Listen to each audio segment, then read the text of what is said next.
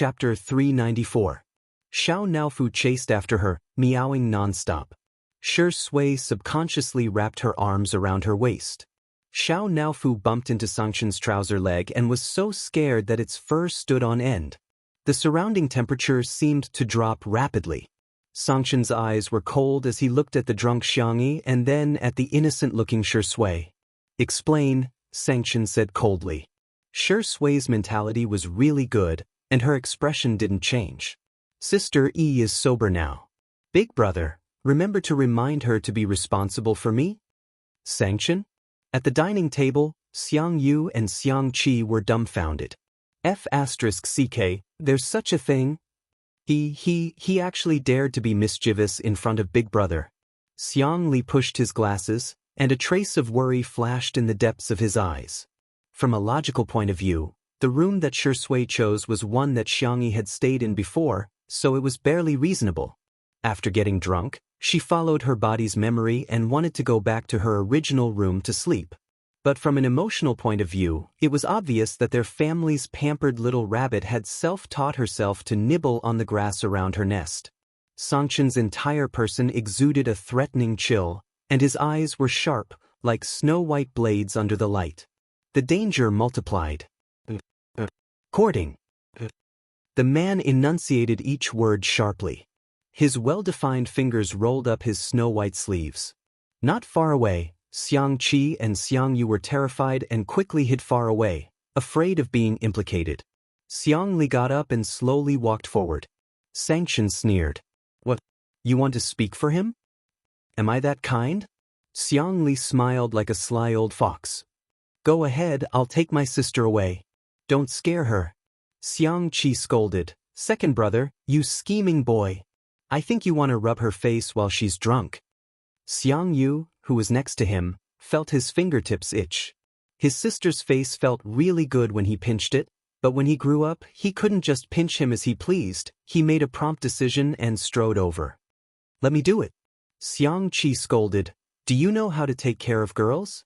You're so clumsy, let me do it." Then, Shi Sui found that Xiangyi's brothers were fighting among themselves. He was not nervous about being beaten up at all. He leaned lazily against the door frame as if he had no bones. He watched the show with a faint smile, but his hand was still on Xiangyi's waist. Xiangyi was tipsy and dizzy. She could barely stand after standing for a long time and instinctively leaned on Shi Sui's shoulder. Enough. Xianxian felt that they were too noisy. Once he opened his mouth, everyone was stunned. No one dared to say anything anymore. Xianxian grabbed Xiangyi's wrist and wanted to get her back to the room first. Unexpectedly, although Xiangyi was drunk, her reaction was not slow. Slap. The girl was drunk. Tutu was not afraid of her brother and slapped Xianxian's hand away. "Xiangli? Xiangqi? Xiangyu? Sister, actually hit Big Brother?" Even Xianxian, who had always been cold and aloof, couldn't help but twitch the corner of his mouth. "Wow, looks like our sister E has her own ideas," Shi Sui chuckled and said in a flirtatious voice. "Sister E, do you want to go to Big Brother's room?" Xiangyi didn't hear what he said at all. She only felt that his breath was the most familiar, so she responded softly. Shi Sui's thin lips twitched. "Do you want to sleep on Big Brother's bed?" Xiang Yi blinked her eyes, her little expression very blank. Shi Sui naturally took her pillow and said in a rippling voice, "Okay, Big Brother will put the pillow properly for you." Chapter 395. Xianxian and the others watched as Shi Sui held a pillow in one hand and Xiangyi in the other as he led her to the bed. He patted the bed and said in a coaxing tone, "Go to sleep." Xiangyi yawned and obediently lay down on the bed. She even lifted the thin blanket to cover herself. "Good night, Sister E." Xiangyi murmured softly and covered her head with the small blanket. It was as if she found him too noisy. Shi Sui smiled and said, "Go to sleep, I'm going to get beaten up." It could be said that he was very self-aware. In the underground boxing room, Xiang Yu, Xiang Qi, and Xiang Li were sweating profusely and panting. Xiang Li's breathing was the most erratic and he even took off his glasses. He usually didn't exercise and now he was regretting it. In the ring, Xianxian was still fighting with Shi Sui. Again. Sweat flowed down Xianxia's chiseled jawline. The man's face was cold and his breathing was steady. Shui, who was opposite him, was still as calm and composed as ever. Shui is pretty good, Xiangyu muttered. After all, he could fight with Xiangyu. Xiangqi was so tired that he was lying on the ground. Hearing his words, he kicked him. Can you not boost other people's morale and diminish your own? Xiangyu said, I don't know who it was that kept getting beaten up. He almost had to climb a pillar. Xiangqi said, you didn't get beaten up? What esports guru? I think you're just a little kid. The two of them argued endlessly. Xiang Li silently sat a little further away from the two of them. The next day, in the nanny van, Si Chuanbai looked at the wound on his artist's eyebrow and sighed. You were beaten up. Shui was speechless. Why did he feel like he was waiting for him to get beaten up? Luckily, the wound is small. Let Shaoli cover it for you later. Si Chuanbai glanced at his leg and asked sincerely, how's your leg? Do you need me to rent a wheelchair to push you to the event? Shui was confused. Are you my manager or my #1 anti-fan? He sounded helpless. Si Chuanbai said righteously, I'm Miss Xiangyi's manager and her family. You're just an artist that I've managed in passing. The makeup artist couldn't help but laugh. He was Shui's personal makeup artist. After so many years, they had a close relationship, so he spoke freely. If the netizens knew that you were finally beaten up by Sister Yi's brother, they would definitely set off firecrackers. Shui, am I hated by humans and dogs now? It's because other than the couple fans, everyone wants Sister Yi to be beautiful alone. The makeup artist teased. Oh yes, I heard that the guest today is Fu Jiyan. He is famous for flirting with girls. You have to work harder, otherwise Sister Yi might be won over by another man. When Xiangyi woke up, she realized that she was in Shui's room and was dumbfounded. She felt guilty and tiptoed to open the door. Just as she was about to sneak back to her room, she heard a cold voice above her head. You're awake. Xiangyi instinctively stood at attention and greeted him dryly. Good morning, big brother. What do you want to eat? I'll make it for you. You've learned how to please people? Xiangyi said seriously, it's only right to be nice to big brother. Xianxia's expression was still cold, but he couldn't help but smile. He accidentally tugged at his wound and sucked in a breath of cold air. Xiangyi asked, Brother, why are you injured? What did you do yesterday? Xianxia sneered. I hit a dog. Xiangyi? Chapter 396. Xiang Yin and Madame Xiang got up early and left a note, saying that they had gone hiking together. Breakfast was prepared by her brothers. Although the taste was ordinary, Xiangyi ate it with great satisfaction. Zhong Yi completely let herself go. She didn't even put on any makeup. She was drinking beef and radish soup with Xiang Yi to sober up. After breakfast, Zhong Yi got ready to leave with Jiang. The live stream happened to start and the netizens discovered that Xiangyi had stuffed the trunk of Zhong Yi's nanny van to the brim. There were spicy rabbit heads, cream strawberries, and other specialties from Little Rabbit Farm, as well as chili noodles, chili oil, plum wine, and so on. There was also a small gift for Jiang, which was a furry rabbit plushie. This is my favorite rabbit, it's for you. Jiang blinked her large eyes and shook her head. I can't accept it then. Mommy says that it's called snatching someone else's love. Xiangyi smiled gently and stroked her little head. But I like it better, Jiang. Jiang blushed and thanked her while hugging the rabbit. She then whispered into Zhong Yi's ear, Mommy, can we not accept the gift and just bring Auntie home? Although her voice was soft, she was wearing a microphone and her words were accurately captured in the live stream. Zhong Yi looks amazing without makeup too. Wow, I feel like Sister Yi really treats Zhong Yi as a friend. I can be a couple with Zhong Yi. Jiang, you've spoken my mind. Here, Annie will give you a sack. Under Xiangyi's influence, Zhong Yi smiled brightly and changed the subject. Auntie's birthday is coming up soon, shall I give her a gift? Jiang exclaimed in a childish voice, Sure. Bye, Auntie. Jiang waved her chubby little paws and blew a kiss at Xiangyi. Xiangyi made a gesture of catching it, and then made a heart gesture at her. After sending Zhong Yi and her daughter off, Xianxia walked back to the living room. The netizens finally realized that all 4 of Xiangyi's brothers were present. Xianxia was replying to emails on his laptop by the French window. There was a cup of black coffee beside his hand. Xiangli was flipping through a book on the bookshelf. The sunlight shone on his white shirt, making him look elegant and modest. Xiangqi was sewing a new apron for his sister with a needle and thread. He obviously had a devilish appearance, but doing this kind of thing didn't seem out of place. As for Xiangyu, with the mentality of giving up on himself, he was waiting in front of the kitty villa, rubbing little Shiji and hugging Xiao Naofu. He looked like a scumbag who had a wife and a concubine in his arms. The netizens in the live stream, what kind of benefit is this? This sister-in-law is here to report for duty. Where are second sister-in-law's fans? Let me see you. I'm crying. I didn't expect to see my brothers in the same frame in my lifetime. The moment Xiangyi came in, her brothers all looked at her. Sit. Xiangchen pointed at the empty seat on the opposite side. The young girl bit the bullet and went over to take a seat. She placed her hands on the table and sat down like an obedient child. Xiangchen looked at her for a few seconds and suddenly said, "Do you know the dangers of puppy love?" Xiangyi was dumbfounded. Xiangchen gestured and said, "Xiangli, come here and explain to her." Xiangli readily agreed and said gently, "Puppy love refers to the establishment of a romantic relationship between a man and a woman at an early age. The dangers are as follows. I'll break it down into 5 major points and 20 minor points." Xiangyi was dumbfounded. The netizens in the live stream burst into laughter. Haha, this is awesome. Are the brothers trying to tear apart a couple with their bare hands? Chapter 397. I suddenly feel like Xiangyi is so childish.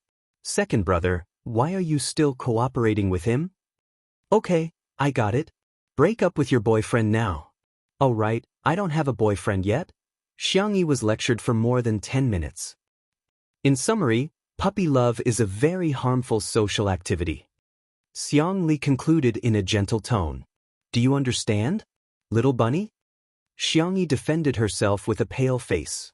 I'm already 20 years old, huh? You're only 20 years old and you're already thinking about dating? Xiangchen frowned, obviously disapproving of her behavior. Xiangli said gently, you're not careful with your words. You haven't even celebrated your 20th birthday yet. Xiangqi chimed in, yes. Besides, you're still a baby at 20 years old. The 21-year-old Xiangyu crossed his arms and said stiffly, yes. Xiangyi said aggrievedly, but I'm not in a relationship yet, Xiangchen frowned. You still want to take action? Xiangli tried to smooth things over. It's better to nip the problem in the bud. Xiangyi is right. Xiangyi sighed helplessly. What else could she do but listen to her brother? The netizens who were watching the live stream couldn't stop laughing. Untimely CP fans are crying in the toilet. Ah, my country owes me a brother. Her brothers are right. Xiangyi should be beautiful on her own. While the atmosphere was harmonious, Li Jinyu suddenly received a message and hurriedly cued Xiangyi. Sister Yi, the guest is here. Today's guest was also an actor who had worked with Shi Sui before. His name was Fu Jian. He had played the role of the crown prince in that historical drama, which had captivated the hearts of countless young girls. Previously, in Heartbeat, he and Yu Miao Miao tried to hype up a couple, but they failed miserably and their reputation dropped. His management team helped him get the resources of 2 Under One Roof in order to clear his name. I'll go pick up the guest then, Xiangyi said to her brothers and got up to go to the door. Xiangyi walked to the black gate. Other than Fu Jiyan's nanny van, there was also a red sports car behind. Fu Jiyan was handsome and took the initiative to greet Xiangyi. Hello, sister. I'm Fu Jiyan. You can call me Brother Jiyan. The netizens in the live stream were all complaining. Ah, this is too greasy. No way. Brother Jin sounds so... I really can't accept the fact that His Highness the Crown Prince has turned into a greasy youth *sob*. Before Xiangyi could say anything, a disdainful sneer came from the supercar. How unsophisticated. The camera panned back and saw a girl with exquisite makeup and a socialite dress getting out of the sports car. She threw the car keys at Fu Jiyan arrogantly. Fu Jiyan took it instinctively. Hey, stop the car for me. Fu Jiyan, huh? Come on, did he look like a parking valet? Xianxia blinked, obviously happy. Jiao, what are you doing here? Li Jianyu and the others were dumbfounded. This girl isn't a guest. Jiao raised her chin and said arrogantly, don't think that I'm here for you. I'm just here to see Grandpa Xiang and Madame Xiang. Xianxia said with a composed expression, oh, I see. Jiao seemed to be very dissatisfied with her answer. She humphed and walked in her high heels.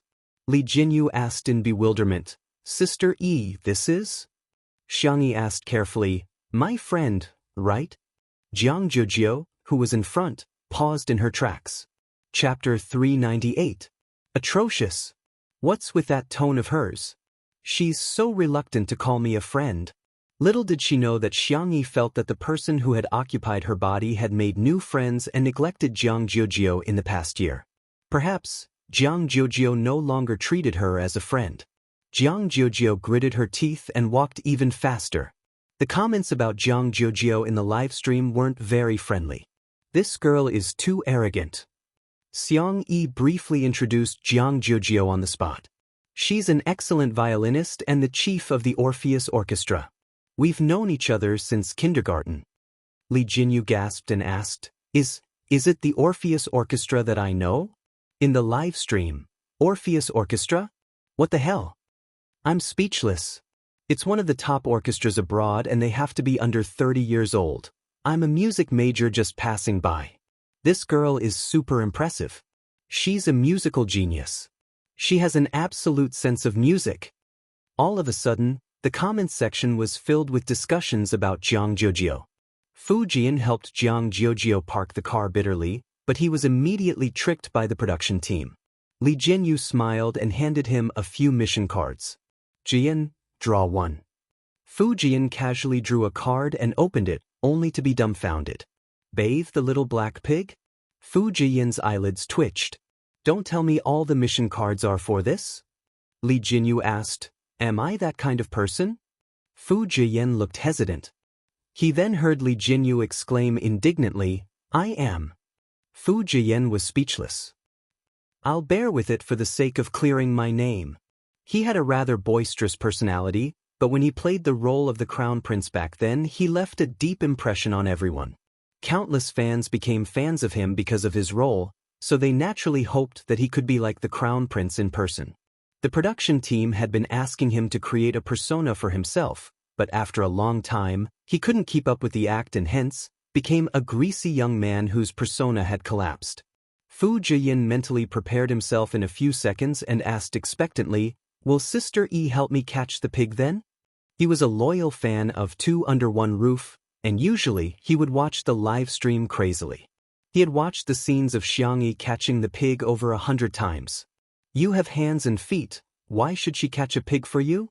Jiao was dumbfounded as soon as she entered the living room. The Demon King and the others were all there.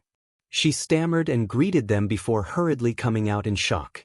When she heard that Fu Jian had asked Xianxia to help him catch the pig, she got angry. How could such a cute girl like E go catch a pig?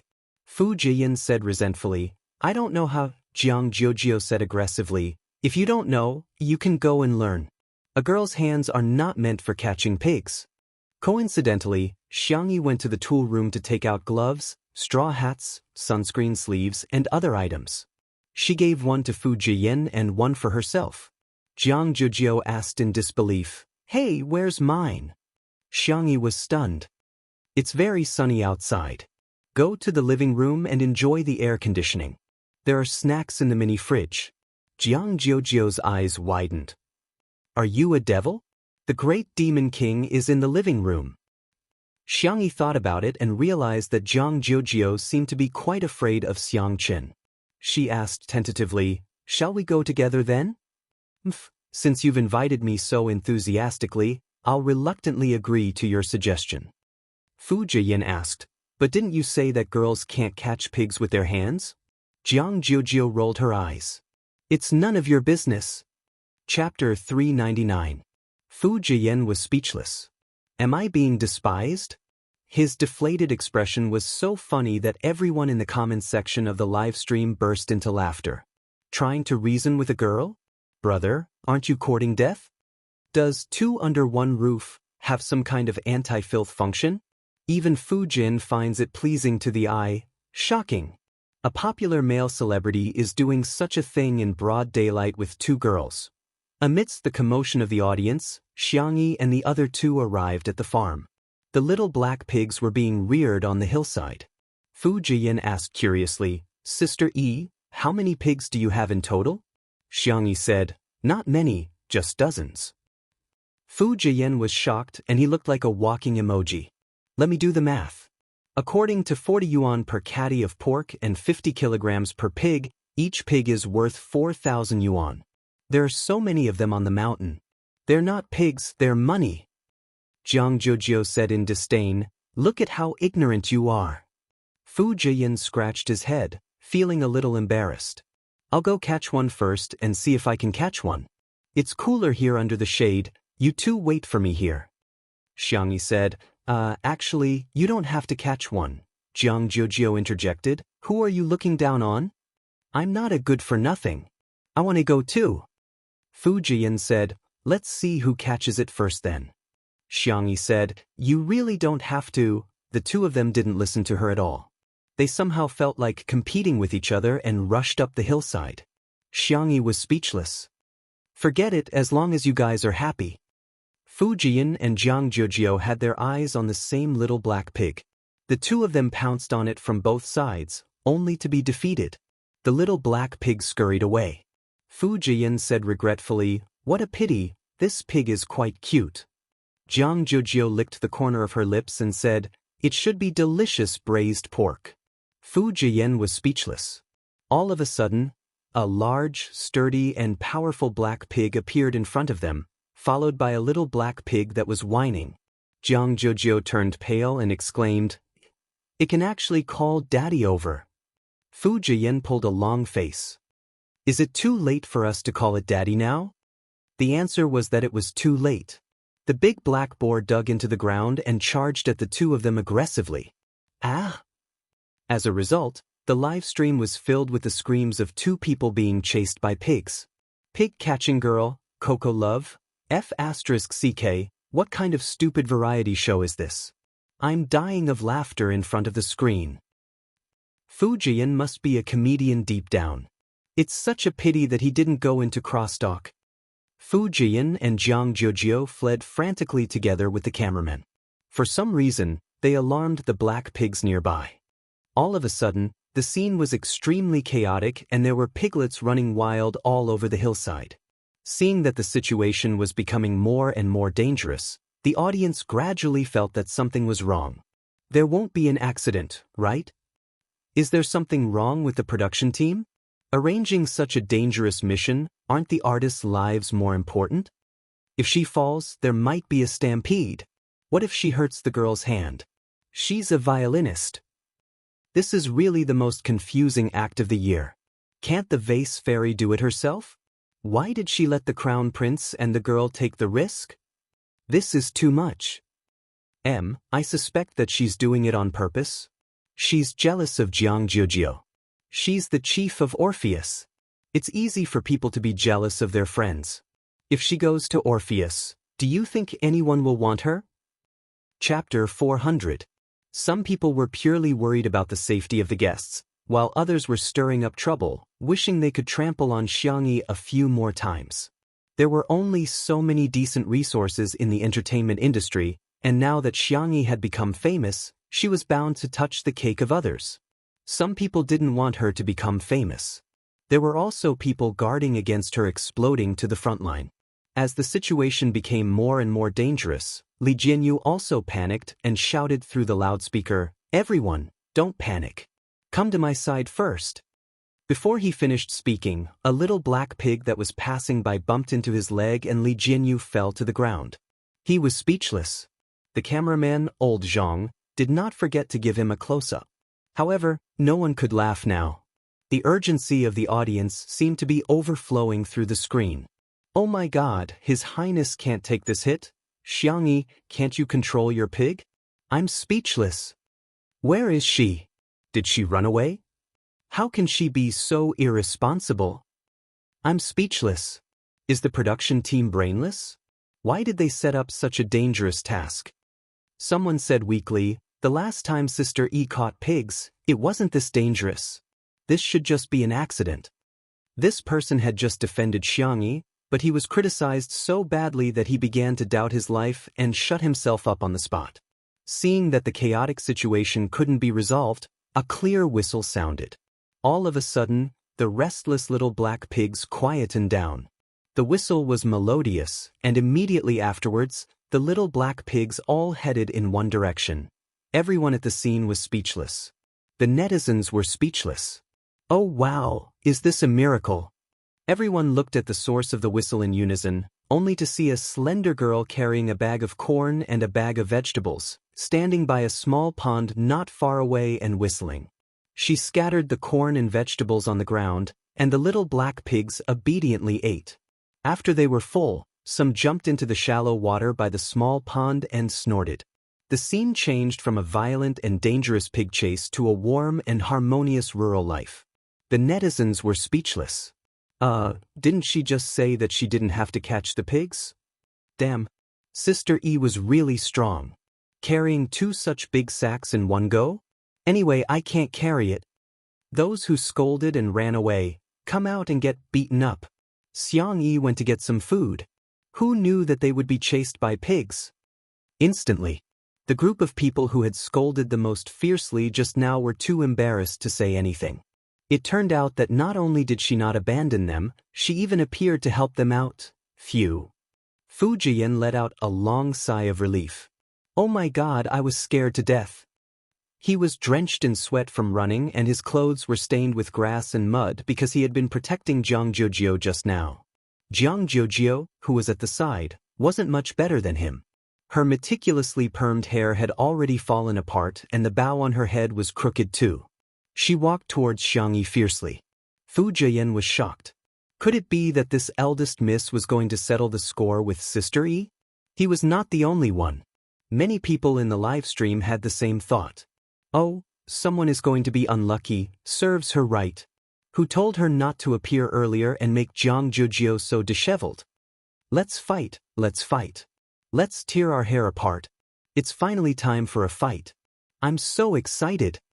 However, to everyone's surprise, Jiang Jiujio stood still with her hands on her waist. I want to eat that pig for lunch. Chapter 401. Everyone was speechless. What the hell? Sister, do you still remember that you're a noble and elegant violinist? Xianxia asked in a gentle voice. Huh? Which one? That one. Jiang Jiujio felt extremely aggrieved. It's rubbing my butt. I'm going to eat it. Jiang Jiujio was very willful but Xianxia indulged her. Okay, we'll kill it later then. The netizens were appalled. Little black pig, it can't escape the punishment of fate. Haha, this girl is so cute. Sister E is a woman who says the cruelest things in the most gentle tone. Pigs are so cute, how can one be enough? Why don't you kill 2 more and hold a fan lucky draw? The disheveled Fu Jian seemed to have had an epiphany as he muttered. So this is the correct way to complete the bathing task.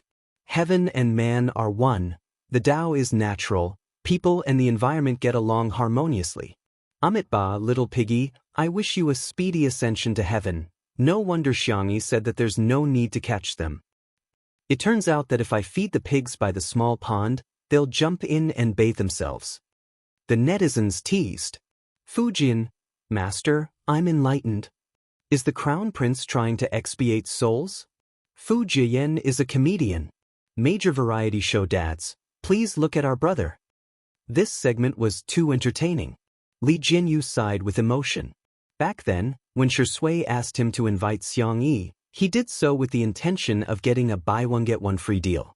But now, it seemed that Xianxia was the treasure that he had bought, and Shui's father was just a freebie that was placed on sale at the supermarket. He even wanted to tailor a variety show for Sister E. Isn't it nice to be alone and beautiful? When the time comes, the variety show award would be within reach. Hee hey hee. Ruan Qing's voice pulled Li Jinyu back to reality. How much longer are you planning to sit on the ground? Li Jinyu snapped back to his senses and finally realized that he was still sitting on the ground. Ruan Qing reached her hand out to him in amusement. Li Jinyu was stunned and said weakly, "Sister Ruan, can you not hit my face? I didn't know that this mission would have such a dangerous possibility. Previously, when Sister Yi was catching pigs, it was all very peaceful." Ruan Qing was speechless. "I was trying to pull you up." "So it wasn't him?" Little Li, the sociopath, was ecstatic. After the little piglets finished bathing, Xianxia skillfully caught them and prepared to bring them to be processed. She then arranged for Fu Jiyan to pick some ingredients. "Pick some red and green chilies, 2 green onions, and 2 heads of garlic." "Thank you." Fu Jiyan was elated. "Great. Sister Yi, you're the best. You gave me such a light job." Jiang Zhujiu asked, "What about me?" Xianxia pointed at the glass greenhouse and said, "Why don't you take a rest inside and I'll make you a pot of flower tea?" "Fu Jiyan? Isn't this a double standard? Wasn't this double standard?" The young girl washed her hands and made tea for Jiang Zhujiu in a fluid manner. Before she left, she even helped Jiang Zhujiu redo the bow hairpin. Jiang Zhujiu was secretly delighted, but she still had to pretend to be indifferent.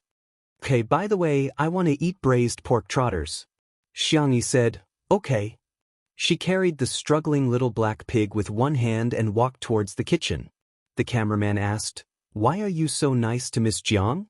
Xianxia was puzzled. "Isn't it only right to be nice to your friends?" All of a sudden, countless people flocked to Shui's Weibo. Shui. If you don't come back, your wife is going to run away with someone else. Chapter 402. At the same time. At a certain movie premiere. Although Shui played a supporting role in the movie, his character design and scenes were very outstanding. After the premiere, the character that left the deepest impression on everyone was the one he played. Even during the interview, he was the one who was asked the most questions. Shui calmly brought the topic back to the main character. However, in the end he still couldn't avoid the reporter's questions. "Shui, some people say that you're lowering yourself by playing a supporting role for a newcomer even though you've already won the Best Actor award. What do you think?" Shui pushed his gold-rimmed glasses up his nose and said gently, "I used to be a newcomer too. For actors, it's important to know how to portray their roles well." "Shui, what's your upcoming work schedule? Aren't you going to join the cast?" Shui said, "I'll take into account external factors and my own situation to choose the most suitable script. I won't let down the audience's expectations of me." The reporters were a little disappointed, but they were used to it. When Shui had just debuted, his words were logical and watertight. Although it could be considered an art of language, it was still not a hot topic in gimmicks. Until someone asked, "The netizens are voting. Does Sister Yi like a wolf puppy or a puppy? Which type does Shui think he is? Which type does Sister Yi like?" Everyone was speechless. Awesome. That was the right question. For a moment, all the cameras were aimed at Shui, hoping to hear some juicy gossip. The handsome man raised his eyebrows and said lazily, "Can't I be human?" Someone laughed first, and the crowd burst into laughter.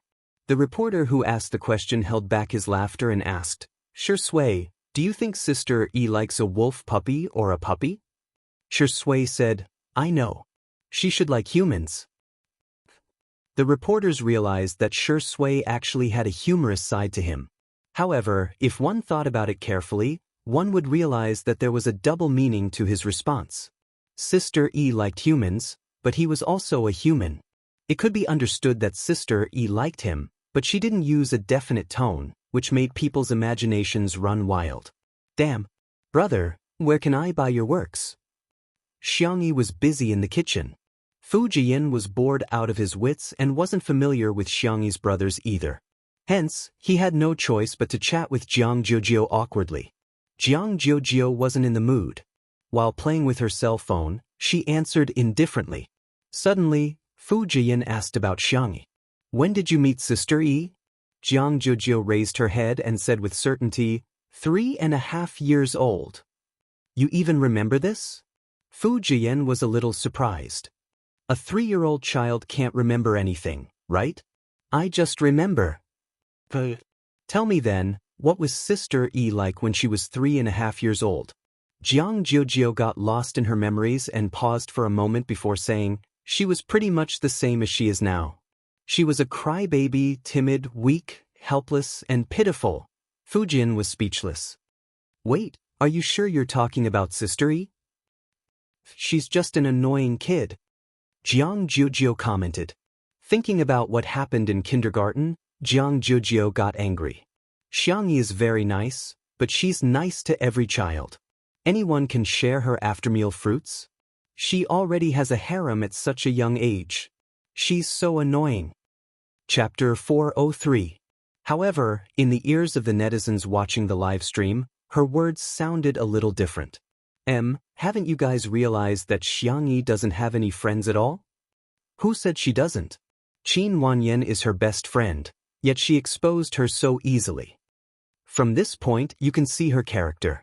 Although Shui doesn't have many friends, they are all close friends.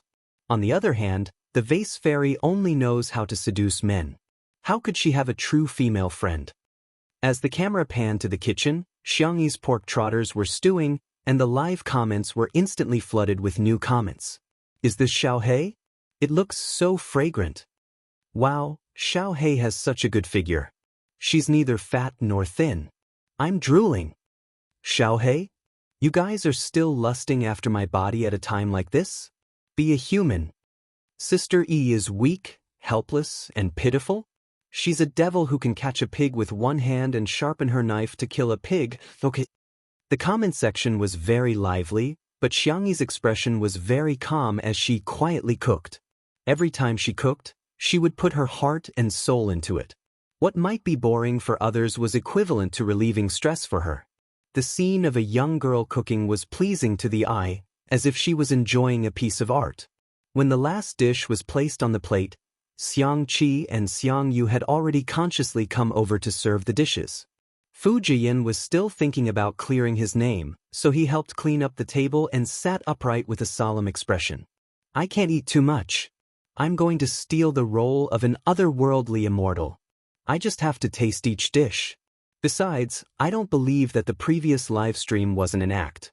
Sister Yi's cooking did look delicious, but how delicious could it be? Fu Jian picked up a piece of twice-cooked pork with his chopsticks, still thinking about how he had eaten at a top-notch restaurant that cost a few thousand yuan per person. What the F***CK?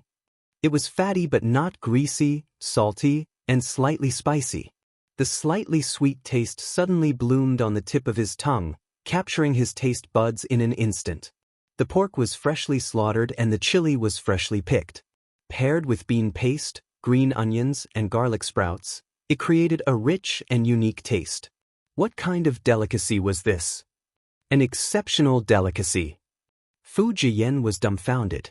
By the time he reacted, the dishes on the table had already been reduced by a third. His pupils trembled as he looked at the scene in front of him in shock. Hades had brought his own big bowl of rice, but Xiangyu's bowl was even bigger than his. Perhaps it would be more appropriate to describe it as a small basin. Even the elegant and modest Dr. Xiang and the cold and indifferent lawyer Xiang had small mountains of rice on their plates. Country bumpkins. Jiang Jiujiu said in disdain, what's wrong with that? In the past, they would even bring pots and pans to their meals. Fu Jian suddenly realized that the competition in the Xiang clan was actually so cruel. As he ate, he asked, why aren't you eating? Jiang Jiujiu picked up a piece of stir-fried vegetable elegantly and rinsed it with water before eating it. She raised her head arrogantly. The orchestra is about to perform. I'm the lead violinist. Rounding it off, it would be the C position, all right? I'm trying to lose weight, so I definitely won't eat such greasy meat dishes. Not even a single bite. Fu Jian agreed. You're right. Missy, I wish you success. In the next second, he picked up all the remaining pieces of vegetables in front of Jiang Jiujiu. Jiang Jiujiu was speechless. At this moment, a strong and spicy aroma wafted into her nose. Chapter 404. She couldn't control her physiological instincts and looked towards the source of the aroma. Xianxia came out of the kitchen with a plate of braised food. At the top was a soft and tender pork trotter, surrounded by a circle of duck wings and chicken feet, as well as a few pieces of dried tofu and shiitake mushrooms. The food was all soaked in the beautiful reddish-brown gravy and sprinkled with some white sesame seeds. The aroma of the food wafted in all directions, causing the cravings in the depths of one's heart to come out. Fujin, Jiangjiujio. The brothers of the Xiang family were obviously immune to their sister's delicacies as they all looked rather calm.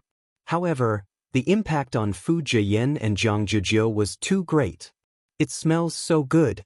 How can it be so fragrant? Gulp. Fu Jian couldn't help but swallow his saliva. Xianxia placed the braised food platter in the middle of the dining table and said, "I asked around and everyone can take spicy food, so I made some spicy food. Try it. By the way, I'll go get some soy milk." The little girl got up to get the soy milk and the table immediately went into battle mode. The brothers of the Xiang family exchanged glances and sparks flew everywhere. Fu Jian was so cowardly that he didn't dare to move his chopsticks at all. Jiang Jiujio thought of her bold words just now and decided not to move her chopsticks for the sake of her pride. Soon, the brothers of the Xiang family decided who was better. Xianxia was the first to move his chopsticks and picked up a few pieces of pork trotters that were just right for his mouth. Xiangli was the second to move his chopsticks and he picked up all the vegetarian dishes. Xiangqi and Xiangyu were carnivores, so one of them picked up a duck wing while the other picked up chicken feet. When it was Fu Jian's turn, he picked up a small piece of pork trotter that had fallen on the plate and stuffed it into his mouth. It was fragrant at first, but it soon turned numb and spicy on the tip of his tongue. The meat was soft and tender, and even the bones seemed to have been stewed. The sauce rubbed against his mouth and brought out a sweet aftertaste. After swallowing the small piece of meat, it really melted in his mouth and left a rich aftertaste. It was different from Fu Jian's initial imagination. Once he tasted it, he really got carried away. Only tasting each dish and not eating more? No way. Fu Jian fully demonstrated to the audience what an adult man's appetite was. He wished he could bury his face in his bowl and enjoy the food. The netizens were speechless. "This is like a pig entering a granary. Your Highness, what kind of delicacies haven't you eaten before? Do you really have to enjoy them so much?" "It's over. The calm and collected crown prince in my heart is gone. All that's left is this heartless eating machine in front of me." As for Jiang Jiujio, she had fallen into a painful struggle.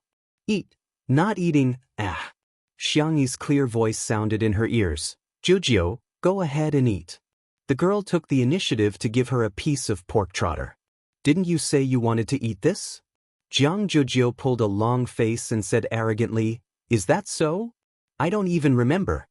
If I ask you to do it, you will do it. If others ask you to do it, you will do it." Xiangyi said, "Yes." She seemed to have realized something. "Sorry, I'll change my chopsticks." She didn't notice that she was using her own chopsticks. Although she hadn't started eating yet, Jiang Jiujio might have minded it, so she didn't eat. She brought a clean plate for Jiang Jiujio and used the serving chopsticks to pick up some pork trotters, duck wings, mushrooms, and so on. She had gathered all the dishes on the platter. Seeing how careful Xiangyi was and how she treated her like a stranger, Jiang Jiujio was furious. "Do I have to eat just because you asked me to? Why should I listen to you?" Chapter 405. Xiangyi looked at Jiang Jiujio in bewilderment with her clear eyes. She was the one who said she wanted to eat. Why is she angry now? Women are really unpredictable. In the live stream, there were inevitably some haters who came out to criticize Jiang Jiujio because of her attitude. "Welcome, Chief Jiang is slapping the vase fairy in the face online. She can't be bothered to care about you and yet, she's giving you the cold shoulder. What a joke. I feel embarrassed for Xiangyi even through the screen. You should check if you're worthy of being friends with Jiang Jiujio or not." The actress is obviously jealous. Jiang Jiujio has already said that she wants to lose weight, but she's deliberately making Jiang Jiujio eat greasy and high-calorie food. What is she up to? She's so evil. The brothers of the Xiang family glanced at Jiang Jiujio. She couldn't hide her thoughts from them, but they couldn't be bothered to get involved in the matters between girls. Hence, they continued to eat separately. Xiangyi thought about it and said in a warm voice, "Don't eat then? Do you have any other dishes you want to eat? I'll make them for you, or I can order some takeout for you like a light salad." Perhaps, Jiang Jiujio just didn't want to eat the food she cooked. Xiangyi felt that she shouldn't force her. Jiang Jiujio glared at her. "Is that how you persuade people to eat?" Xiangyi was slightly embarrassed. "I'm really not very good at this." For example, Jiang Jiujio's grandmother was very good at persuading people to eat. Whenever there were juniors in the family, she would enthusiastically make them eat. She would only persuade them to stop eating if they couldn't eat. Jiang Jiujio picked up her chopsticks and said arrogantly, "Since you've already cooked, I'll try it. I'm telling you, if it's not delicious, I'll spit it out." Xiangyi nodded obediently. "Atrocious. How can I be so cute?" The tips of Jiang Jiujio's ears turned red. She avoided Xiangyi's gaze and lowered her head to scrutinize it. She then chose the tender and glossy pork trotter and took a bite. The world seemed to have suddenly frozen as the hustle and bustle turned into silence while the colors turned into black and white. Jiang Jiujio felt as if there were fireworks exploding in her head. Then, a white light appeared in front of his eyes, and all of his senses became dull. Only his sense of taste was magnified countless times. He could acutely sense that the thick gravy was wrapped in the bouncy meat that was rich in collagen. It was extremely invasive and occupied his taste buds unstoppably. His saliva was secreted rapidly and he swallowed it down his throat. "How is it?" Xiangyi asked. Jiang Jiujio didn't answer, or rather, she answered with her actions. The little girl moved her chopsticks as if they were flying, crazily stuffing food into her mouth. The bones of the chicken feet came off with a light suck, and the meat of the duck wings came off in a few bites. The vegetables were even more so. One mouthful after another, she couldn't stop at all. Phew! Her lips were red from the spiciness, and there was a tingling and burning sensation spreading. However, the pain only intensified the stimulation, just like when one ate a spicy stick, the spiciness made one's brain buzz, but thousands of words could be condensed into one word: awesome. Xiangyi handed her a bottle of soy milk at the right time. Jiang Jiujio sucked 2 mouthfuls with a straw and found that it wasn't enough. Hence, she hugged the bottle tightly and continued to eat the braised food. Her belly was bulging at a speed visible to the naked eye. Click! The buttons on the waist of her red checkered skirt suddenly burst open. Although she wasn't exposed, it happened to be recorded by the camera. The netizens were dumbfounded.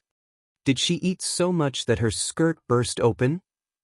Before the crowd had time to complain, they saw Xiangyi blocking the camera. Her milky white face was extremely serious. "Don't shoot." Chapter 406. The staff were all stunned. Ever since the live stream began, they had never seen Sister E so fierce. Even when she threw the scumbag away yesterday, she still looked nonchalant.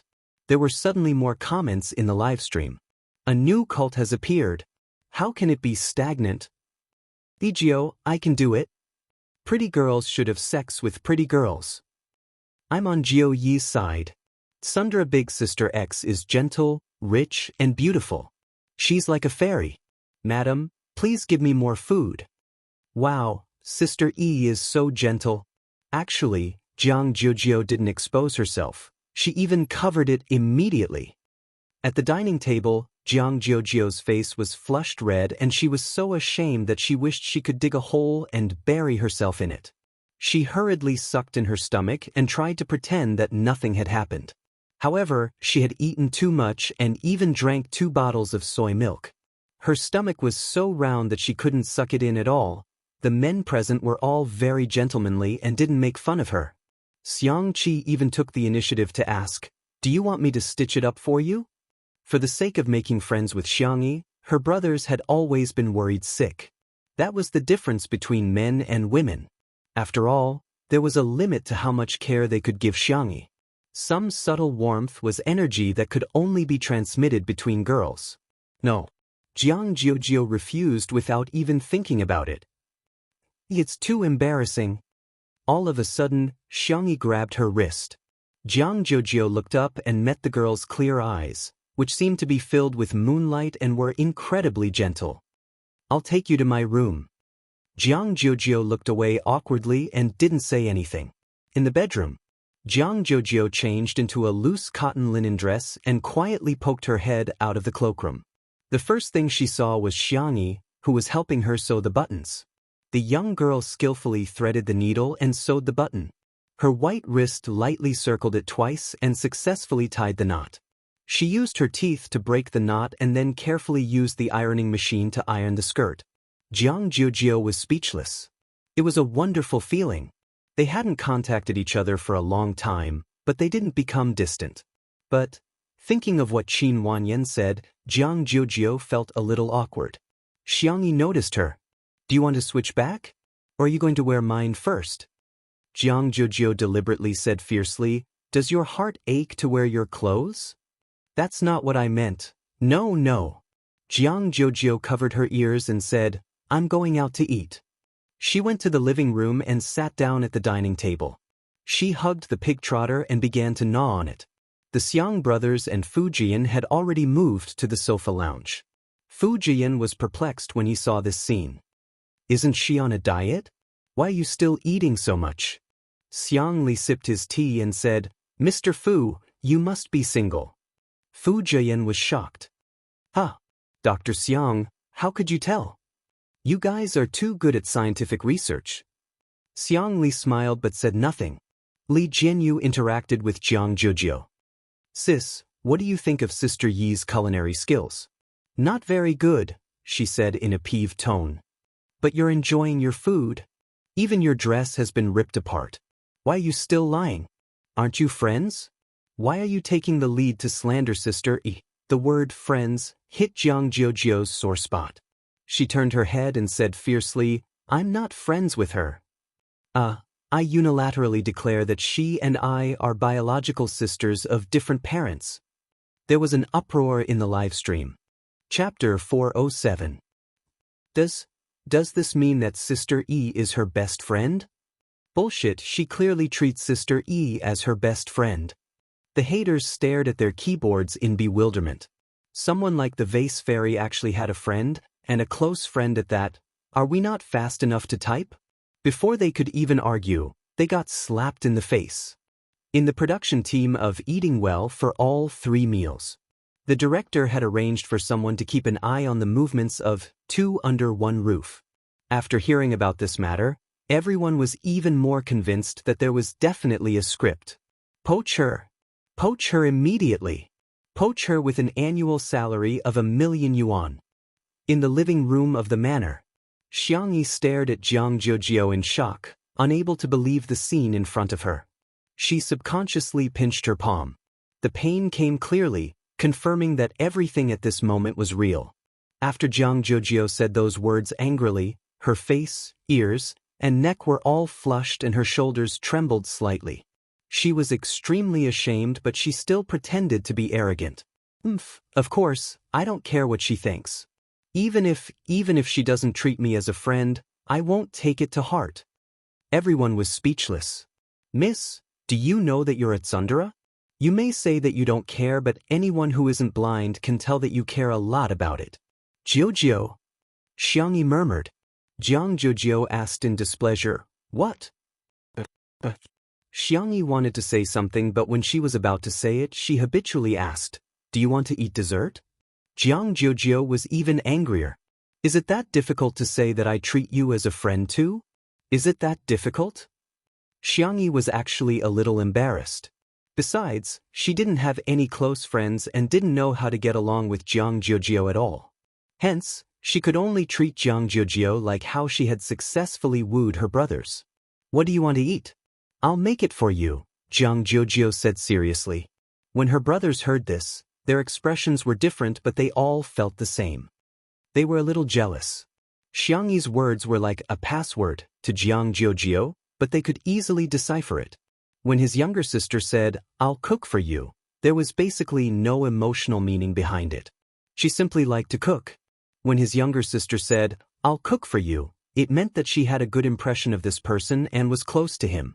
When his younger sister said, "What do you want to eat? I'll make it for you." This meant that she had a strong impression of him.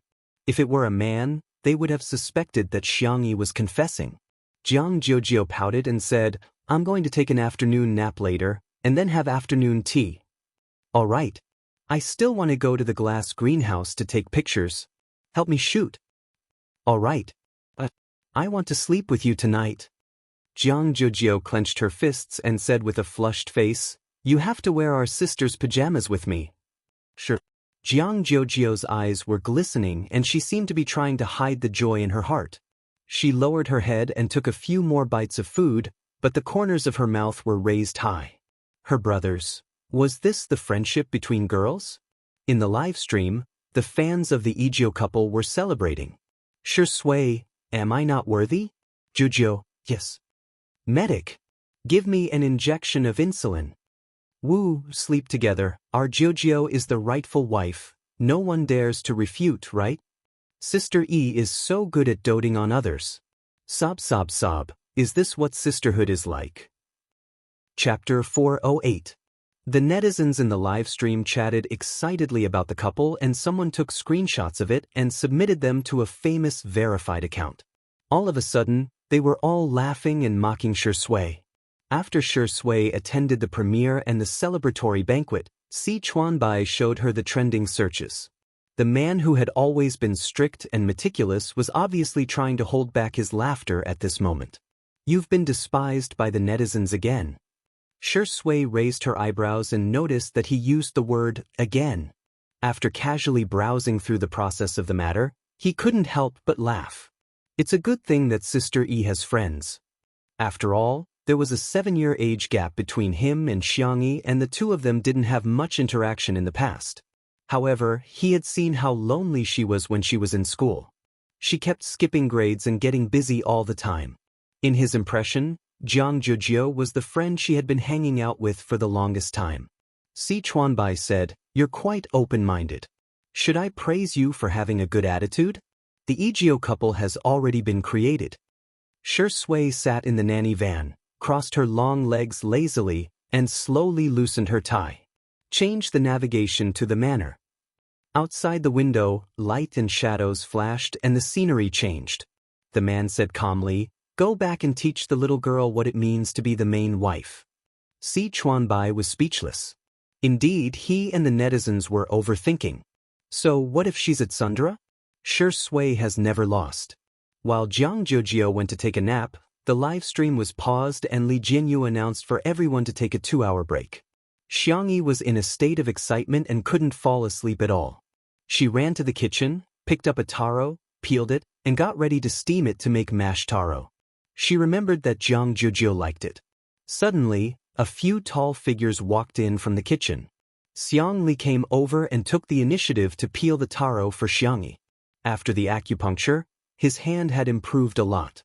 Xianxia was sitting on a small stool and playing with a game console. His hand speed was astonishingly fast. Xianxia leaned against the wall lazily and yawned, wondering why Xianxia had gathered everyone. Sanction stood tall and slender. Even though he was dressed in casual clothes, it was difficult to hide his oppressive aura. He said indifferently, "Let the family meeting begin." Xianxia was slightly startled. She was hesitating whether she should put down the taro, but then she heard Xianxia say, "Relax. We're mainly talking about whether that person will come back." Xianxia felt as if he had been struck by lightning. "But my guess can't be right? Xianxia looked up with a blank expression.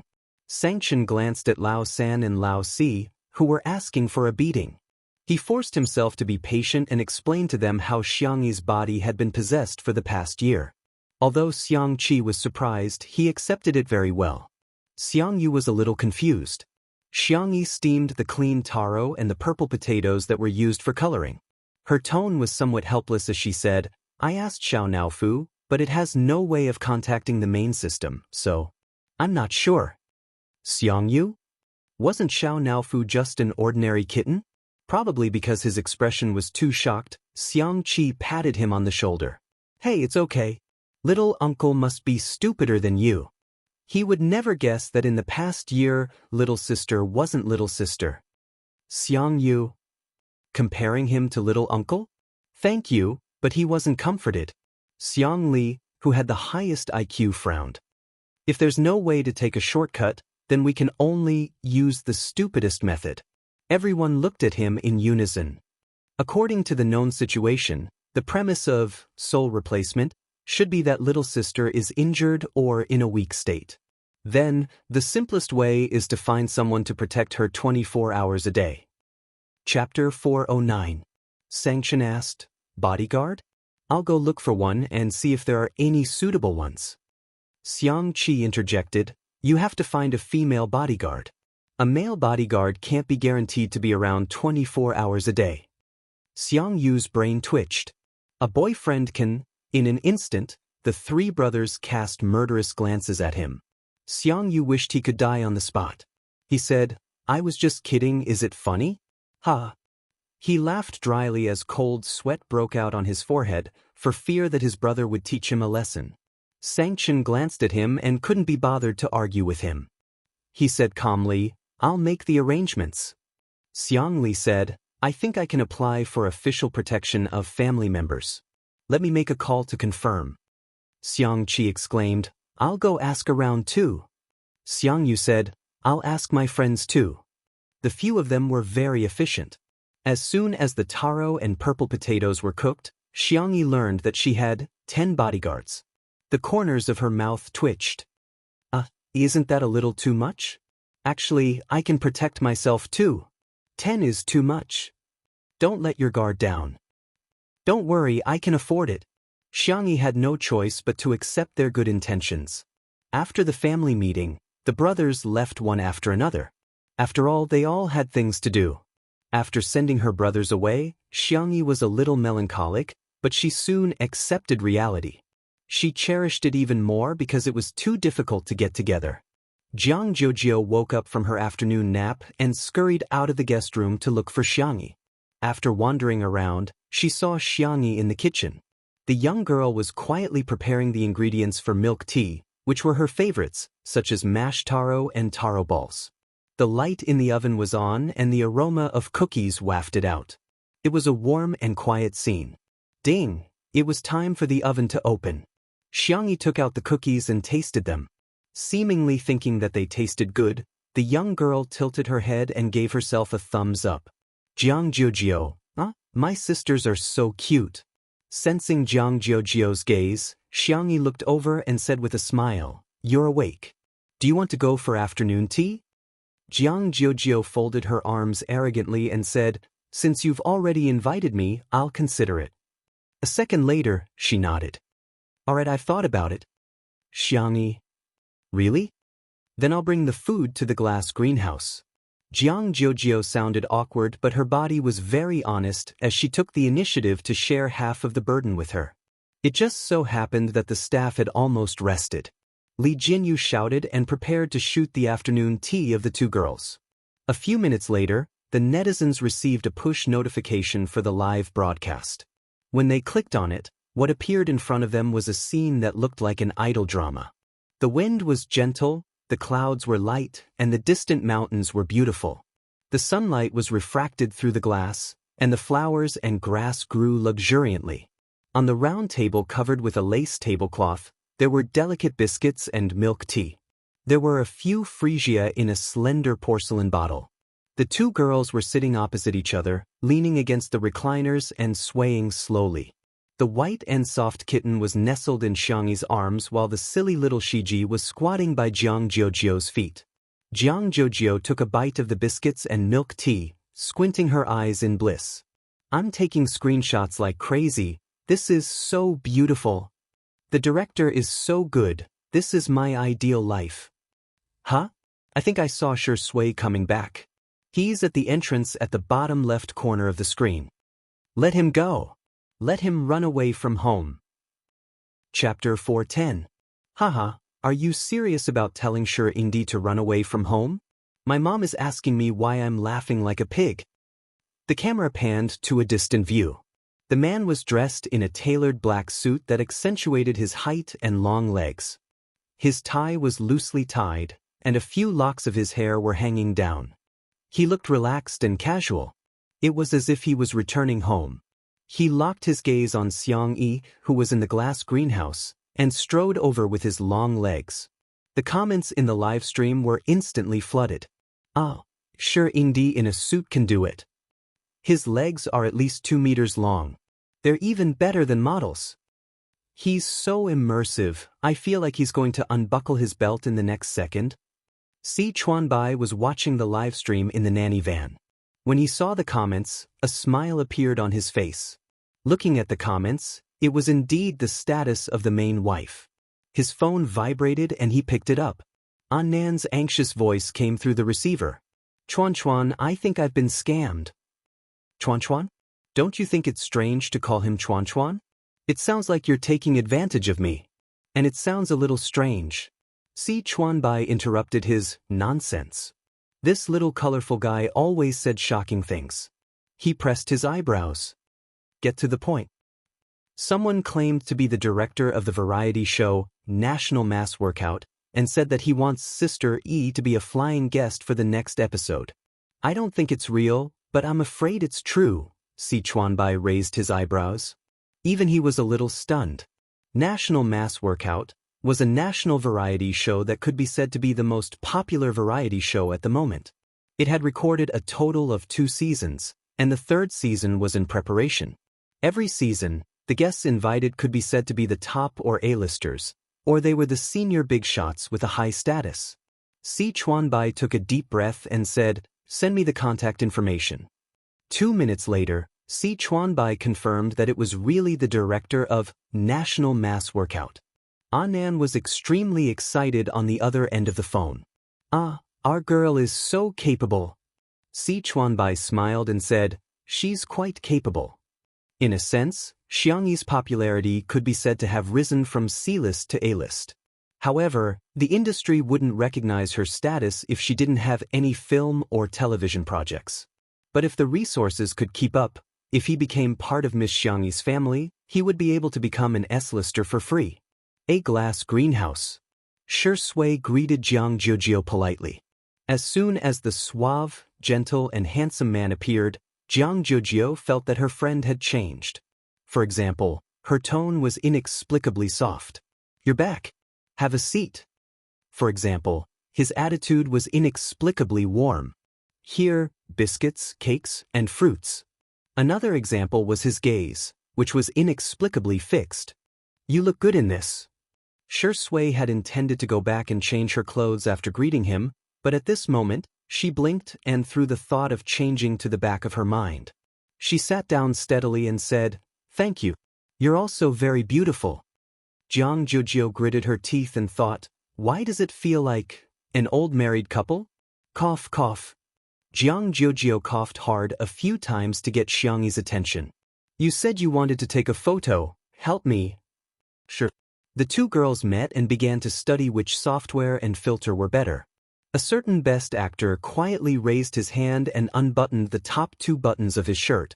Whoosh, Xianxia subconsciously looked over, just like the attraction of the sun to sunflowers. Chapter 4:11. His black tie was loose and the top of his snow-white shirt was slightly open, revealing his clean and clear collarbone. His skin seemed to be a mixture of moonlight and snow, fair and delicate. Xianxia seemed to have been bewitched as she couldn't look away for a while. "I think this retro filter is quite nice. It gives off the feeling of a Renaissance oil painting."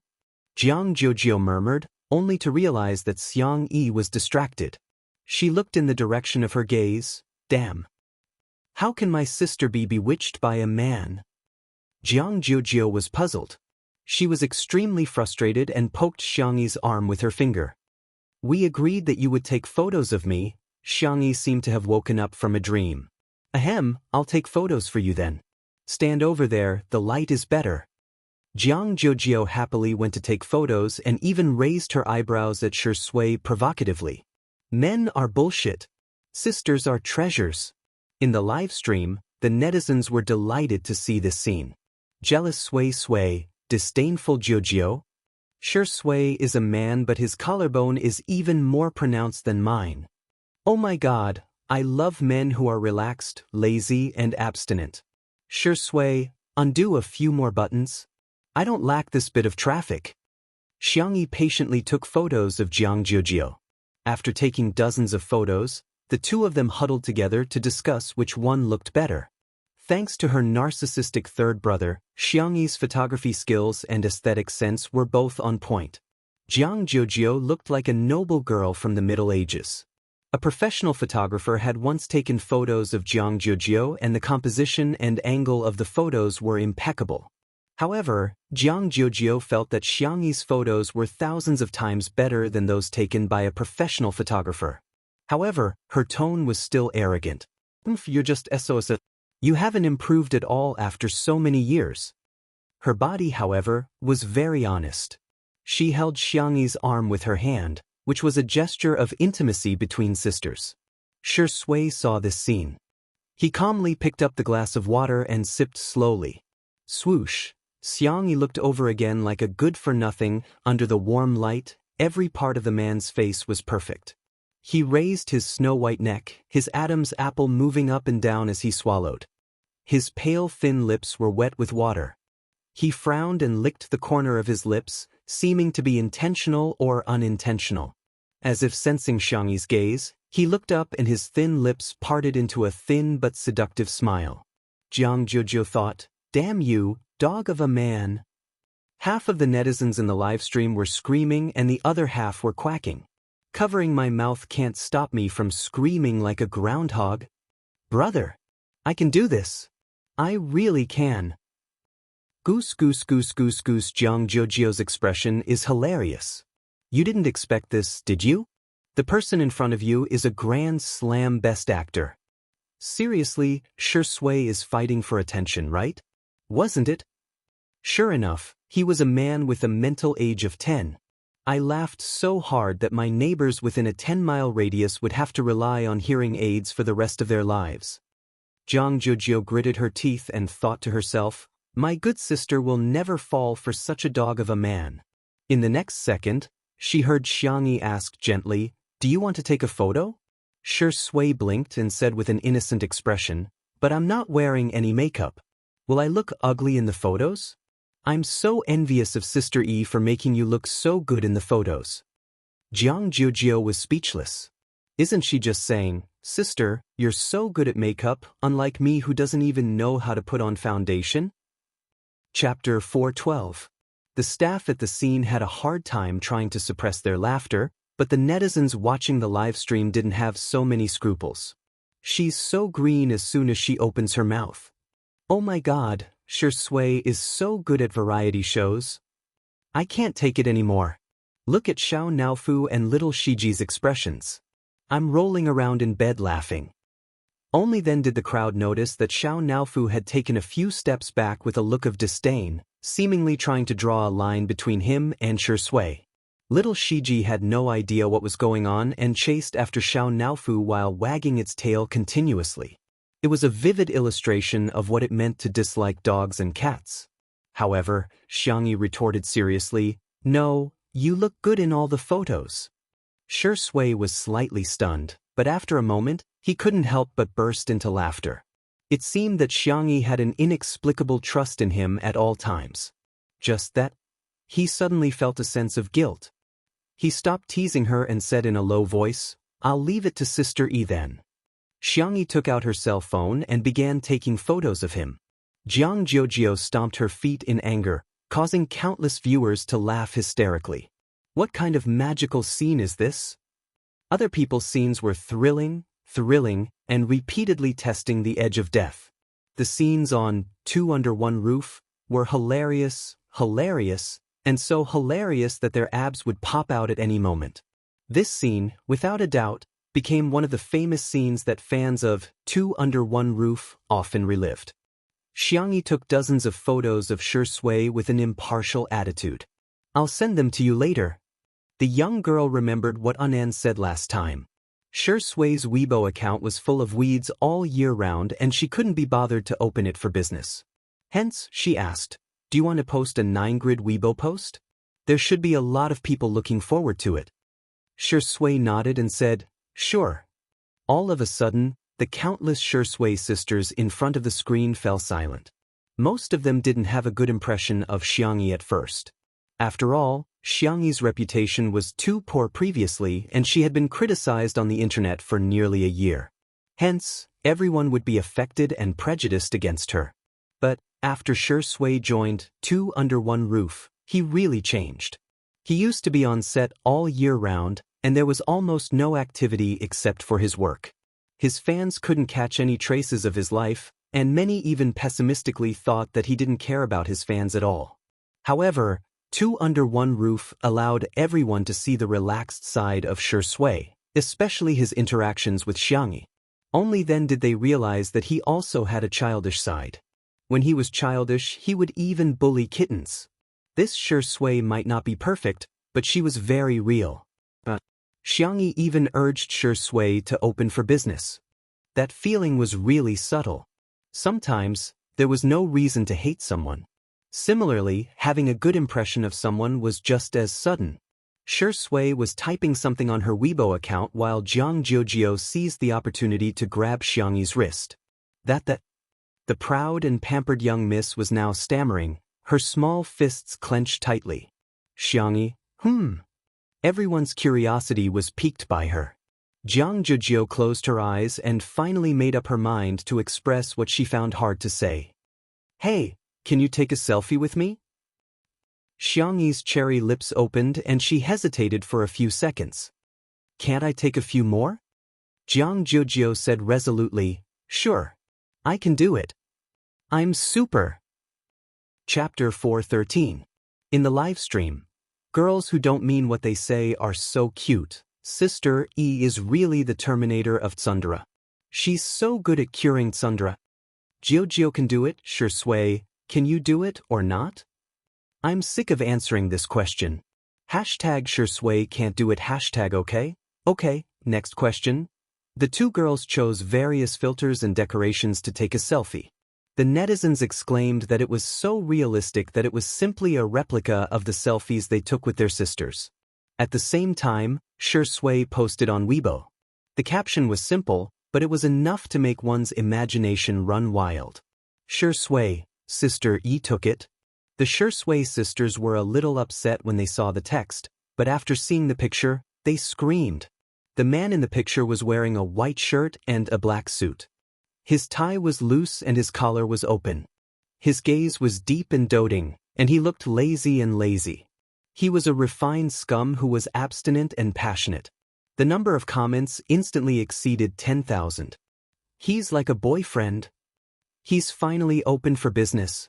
I'm covering my mouth and crying. Thank you, Sister E. I announce that Sister E is the prettiest sister in the world. Shui put away his cell phone, too embarrassed to continue teasing Xianxia, so he got ready to go back and change his clothes. The corner of his shirt was suddenly tugged. He turned around and met her bright eyes. Sister E, do you want to take a selfie? Xianxia asked. There was a trace of surprise in the depths of Shui's eyes, as if he didn't expect that Xianxia would take the initiative to ask him for a selfie. He smiled and said, yes. Little did he know that although he didn't do anything this time, in Jiang Jiujio's eyes, he was playing hard to get and retreating in order to advance. I'm so angry. Due to the height difference between the two of them, Xianxia raised her cell phone high, but before she could press the camera button, it landed in a pair of bony hands. The man's magnetic voice sounded in her ear. Let me do it. Xianxia. Seeing this scene, Jiang Jiujio began to stomp her feet again. Jiujio, why do you have a problem with the floor? Fu Jiyin yawned and appeared beside Jiang Jiujio while his hair was messy. No one woke him up. He had been taking an afternoon nap until now. Fu Jiyin seriously suspected that he had been forgotten by the production team. Jiang Jiujio was infuriated. I'm so angry. Ignore me. Fu Jiyin replied, Oh. With one hand in his pocket, Fu Jiyin sauntered over to Xianxia and Shui. Shamelessly, he leaned over and said, Senior Shi, are you guys taking a selfie? Count me in. Let's activate a pig head special effect. Shui smiled, and the look in her eyes was very kind. The netizens in the live stream were laughing so hard that they were almost out of breath. Fujian, what a straight man. Sui Suazi, you look like AF asterisk King Pig, F asterisk CK, why is Fujian so funny? I can't control myself as soon as he appears. Fujian's manager almost fainted when he saw this scene through the livestream. Bro, I told you to clear your name. Why are you ruining your own image? I told you to talk less, do more, and pay attention to your image. Have you forgotten all about it? Your brain is a good thing. Forget it if you don't use it well. You can't have not used it even once after more than 20 years, can you? The manager drank some oral liquid and opened the pop-up comments while trembling. He was already prepared for Fujian to be criticized by the netizens until he quit the entertainment industry. Whoosh, the screen was filled with haha comments that were so dazzling that it hurt the manager's eyes. The manager was speechless. Chapter 4:14. 1 minute, 2 minutes. The expected flood of negative comments didn't appear. On the contrary, the netizens' comments were all positive. Haha, why can you send a voice message? Fujian is quite suitable to be a comedian. Actually, he's funny. His Highness turns out to be a silly boy in real life. I'm done. To be honest, Fujian has been enjoying the benefits of being a crown prince for the past 2 years, and I've long been tired of him. He really made the right choice to take on 2 under 1 roof. His agent was too far-sighted. Getting rid of the shackles of being a crown prince is the way to long-term development. Seeing this, the manager's eyes were in a trance. Great foresight? What does that have to do with me? The reason why he gave Fujian this job was really just to clear his name. Is this a blind cat that chanced upon a dead mouse? It's so dark that it's naturally clear? Next, Fujian followed Xianxia to Little Rabbit Farm. He completely let himself go and revealed his talkative personality. He could even talk to cows for a long time while milking cows. When he was done, he suddenly realized, wait a minute, aren't I here to clear my name? He recalled his manager's earnest instructions and all sorts of knowledge about setting up a character. It's over, why can't this knowledge enter my mind? Jiang Jojo was still sulking and kicking pebbles nonchalantly. Seeing his expression, she said in disdain, Hey, are you retarded? Fujian said with a sullen expression, My fans are definitely going to stop following me. Jiang Jojo expressed her doubts. You actually have fans? Am I living in an illusory world and everything is fake? Actually, I don't have a single fan. Seeing that he was about to break down, Jiang Jojo said awkwardly, Okay, you're actually not too bad looking. It should be normal for you to have a few fans. After all, an ordinary person like me has hundreds of thousands of fans on foreign social media platforms. The netizens were speechless. Fujian, ordinary Jiang Jojo? Xianxia came over with a basket of duck eggs and was about to go back to marinate them when she saw that Fujian was not in a good mood. She asked gently, Fujian, are you okay? Jiang Jojo secretly pointed at Fujian and then at her head, hinting to her that there was something wrong with his head. Xianxia, Fujian sat down on the ground and hugged his knees. He exuded a dejected aura. You don't understand. They all like me because of a character. If they find out that I'm not that character, no one will like me anymore. Jiang Jojo said, What nonsense are you spouting? So you're an actress? I thought you were a crosstalk artist. Fujian. His heart felt as if it had been stabbed by a knife. Jiang Jojo said, Since they like you because of 1 role, wouldn't they like you 10 times more if you play 10 roles? Don't tell me you don't have a script to act in? Fujian. One stab after another. While the netizens were laughing, Fujian's fans felt sorry for him. They wanted to comfort him, but they didn't know where to start. As Fujian said, they did like him because of the crown prince. At this moment, Xianxi's calm and indifferent voice sounded. You're the one who gives life to the characters. The characters are liked because of you. Fujian, why do you have to act? You. Chapter 4:15. Bang bang. Every word she said was like a drum that struck Fujian's heart hard. The girl's eyes were clear and her tone was firm. Every word she said gave him a strong conviction. You are you, You are you, Fu Jian fell into deep thought. In front of the screen, Fu Jian's fans also came back to their senses. Yeah. The character design of the Crown Prince wasn't very likable. It was Fu Jian's acting that shaped the soul of the Crown Prince. They cried for him, rejoiced for him, got angry for him, and felt aggrieved for him.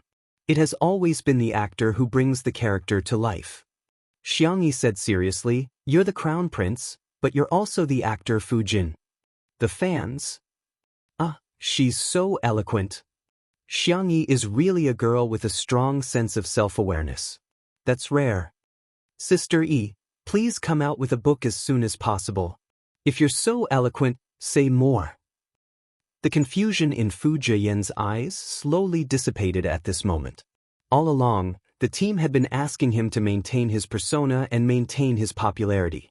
He was also very anxious and felt that he was limited by the character of the Crown Prince and couldn't get out of it no matter what.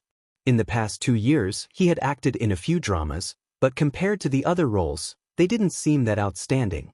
The pressure from the outside world made Fu Jian more and more anxious. Am I not good enough? Am I really at the peak of my career? Am I only able to keep that one classic role for the rest of my life? At the most extreme moment, he even developed feelings of self-loathing. Fu Jian even agreed with what others said, that he was lucky and that the role made him who he was. However, Xianxi's words made him sober up. Fu Jian was so touched that tears welled up in his eyes. Sister Yi, you're so nice. You're my life mentor and guiding light. He wanted to hold Xianxi's hand, but Jiang Jiujiu smacked it away mercilessly. Pushed, don't try to take advantage of Yi. Fu Jian sniffled and asked sincerely, Sister Yi, do you have anything else to say to me? What Xianxia said must be true and wise. He was going to write everything down in a small notebook. The next second, Xianxia asked calmly, when you leave, do you want to take a jar of salted duck eggs with you? Fu Jian, ? The duck eggs this time are big, and they are all double yolk eggs. After marinating, the golden yolk will drip with oil when poked. Fu Jian? You don't like it? What about bringing a jar of kimchi? I've made cabbage, radish, and beans. I've also made soy sauce and chili sauce. There are also many kinds of jam. You can take your time to choose. To the production team, Fu Jian and the others were guests. But to Xianxia, they were all guests. How could she leave empty-handed? After a moment of silence, Fu Jian suddenly sobbed and exclaimed miserably, Xianxia. Wu, I also want to unilaterally announce that you are my biological sister from a different mother. Jiang Jiujiu exclaimed, get lost, you plagiarized my poem. Fu Jian seemed to be on steroids as he cleaned the house, chopped firewood, and fed the chickens. He couldn't stop at all. Sitting on the swing, Jiang Jiujiu was as angry as a blowfish as she stared at Xianxia, who was pickling salted duck eggs in the courtyard, as well as Shui, who was assisting her. Why aren't you coaxing me? Atrocious! She bit her lip, jumped off the swing, walked toward Xianxia and stood still. I'm angry. I'm super angry. I'll give you a chance to coax me. I won't wait until it's too late. Chapter 416. The duck egg in Xianxi's hand fell into the mud mixed with salt water and yellow soil, causing a few drops of mud to splatter. Why are you angry? Jiang Jiujiu clenched her fists tightly. You idiot. It turns out that in this world, what's more difficult than reading and understanding is a girl's heart. The pop-up comments in the live stream were filled with joy. Sister Yi, as expected of you. You're a straight woman. Haha, Sister Yi, you're angry at Jiujiu? Jiujiu is so sweet. I'm going to eat it. All of a sudden, the man's low laughter fell into her ears. He said in a gentle and teasing tone, isn't our sister Yi very good at coaxing people? Xianxia seemed to be in a dilemma. She only knew how to give out candy, but her hands were so dirty. How could she take it? Looking at Shui's clean hands, she suddenly had an idea and nudged Shui with her elbow. Help me get the things in my left pocket. Shui readily took out a candy and handed it to Jiang Jiujiu. Here, Miss Jiang, have a candy. Not only was Jiang Jiujiu not comforted, she was so infuriated that she wanted to vomit blood. Seeing that Jiang Jiujiu was about to fly into a rage, Xianxia successfully appeased her. I have a gift for you. Jiang Jiujiu thought, oh? After marinating the salted duck egg, Xianxia washed her hands and then took out a small box with a plain packaging. Feeling a little embarrassed, she said, sorry, your birthday has already passed. Can this be a gift to make up for it? Jiang Jiujiu raised her chin arrogantly and said, it depends on my mood.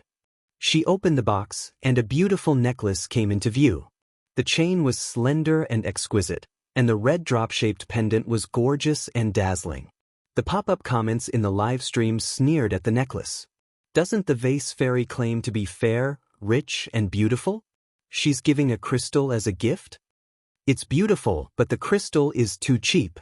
Everyone knows that crystals are worthless. Jiang Jiujiu treats her like a good sister, but what about her? She's fooling her like a fool. As soon as the haters started criticizing, they heard Jiang Jiujiu's surprised voice. Pigeon's blood ruby? Did you dig it out from your mine? Xianxia nodded. Yes, this is the one with the best transparency, color, and cutting quality. In an instant, someone came out in the bullet screen to explain frowny face Pigeon's blood ruby is an extremely pure ruby with a hint of indistinct blue. Its global production isn't high. Every one of them is worth a fortune. There were also people who began to recognize each other from afar. Gem mine? Sister E, I'm your long-lost sister. I'm really rich, I'm kneeling. Mommy, do you think my kneeling posture is standard? The trolls? This F***king shiny thing wasn't a crystal, but a pigeon's blood ruby. Do you like it? Xianxia asked cautiously. Jiang Jiujiu looked up at the sky with fireworks in her heart. However, she said arrogantly, it's all right, it's passable. After waiting for a few seconds, Jiang Jiujiu saw that Xianxia was still not moving. She puffed up her cheeks and said, help me put it on. I can't reach it. Xianxia smiled and helped her put on the necklace. The pendant hung in the middle of her collarbone, making her skin look exceptionally fair. Jiang Jiujiu glanced at Shui smugly, as if to say, I have a gift but you don't. To her surprise, in the next instant, Shui sighed softly. He had a firm grasp of the pitiful, innocent, and pure tone of a white lotus flower. Other children have gifts, when will I get one? Chapter 417. The fragrance of the tea that wafted over made Jiang Jiujiu confused. Does this dog grow green tea at home? Why would Sister E like such a dog? I can't figure it out, I really can't figure it out. Xianxia blinked and remembered that there was a ruby in the jewelry cabinet. Although it was not as high quality as the one she gave Jiang Jiujiu, it was much better than the one she gave Jiang Jiujiu. It was the size of a baby's fist and it was glowing. I'll give it to him secretly at night, lest others misunderstand and affect Shui's reputation. In the blink of an eye, it was dinner time. There was porridge, side dishes, omelets, and salted duck eggs from Little Rabbit Farm. Fu Jian said, that's good, that's good. I'll be able to satisfy my appetite without getting fat. He was a male artist who had to maintain his figure, and the sumptuous lunch he had at noon was too much for him to take. I should be able to bear with it at night, right? Fu Jian picked up an omelette and started chewing. The ingredients for the omelette were the eggs laid by Xianxia's chickens, which Fu Jian had collected. He then mixed them with flour and a few vegetables to form a thin omelette. He also added some pepper to make it taste better. The pale yellow omelette was still warm and it was decorated with chopped vegetables. It was so thin that it was almost transparent. The original omelette was rich in aroma and it could also be rolled in chili oil according to one's taste. The fresh and spicy taste would fill one's taste buds. Fu Jian's pupils dilated in disbelief. What kind of immortal is Sister E? How can she make an omelette taste so good? Hence, Fu Jian, who had been saying that there was no possibility of him gaining weight, ate a biscuit in a few bites. Within a short period of time, he had devoured 8 biscuits like a whirlwind. Xianxia was dumbfounded. Is a male artist's appetite that big? In comparison, Shui ate too little.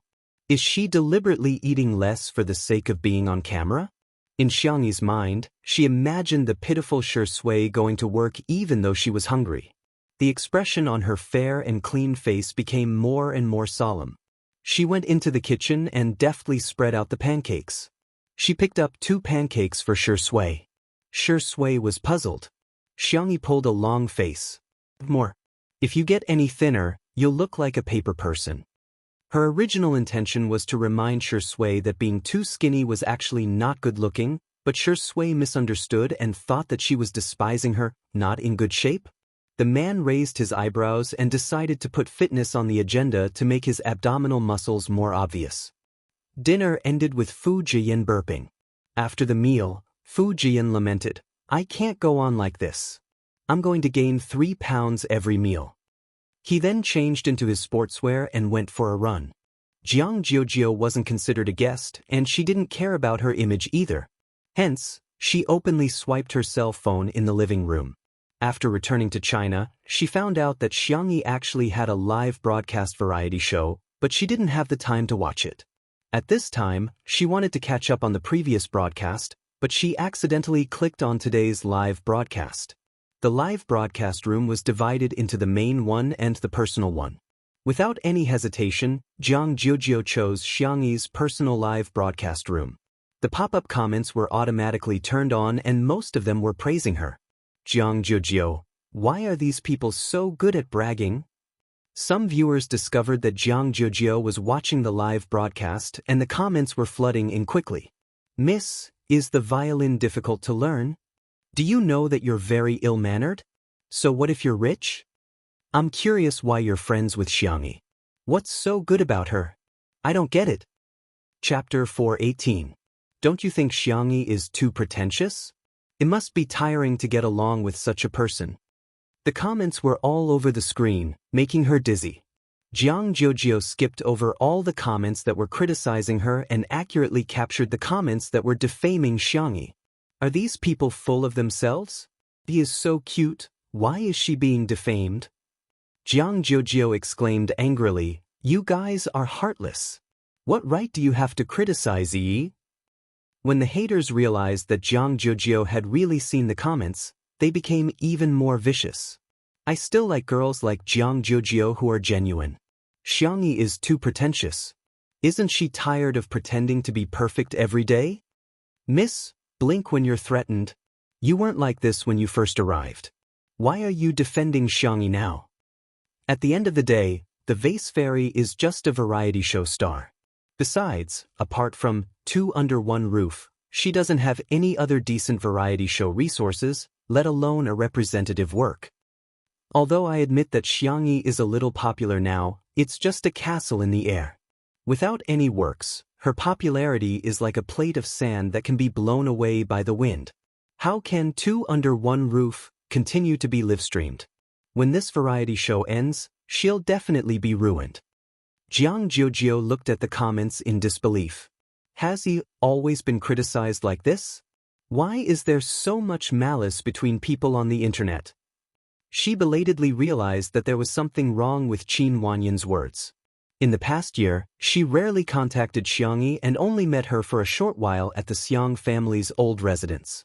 At that time, Qin Wanyan was also present and pestered her to add her contact number. Later on, Qin Wanyan would send her messages from time to time, asking about her well-being and showing her concern. Those words gave Jiang Jiujio, who was far away in a foreign country, a warm comfort. Hence, she once regarded Qin Wanyan as a friend. After returning to China, Qin Wanyan had asked her out for a meal. During the meal, Qin Wanyan mentioned that Xianxi's personality had changed drastically. Xianxia was cold-blooded and heartless to her friends. She was in love and only had men in her eyes. She didn't even treat her sisters as friends. She even complained that she had accidentally offended Xianxia, and Xianxia wanted to kill her. Now, her company was gone, her career was ruined, her fans had left her, and her acting career was coming to an end.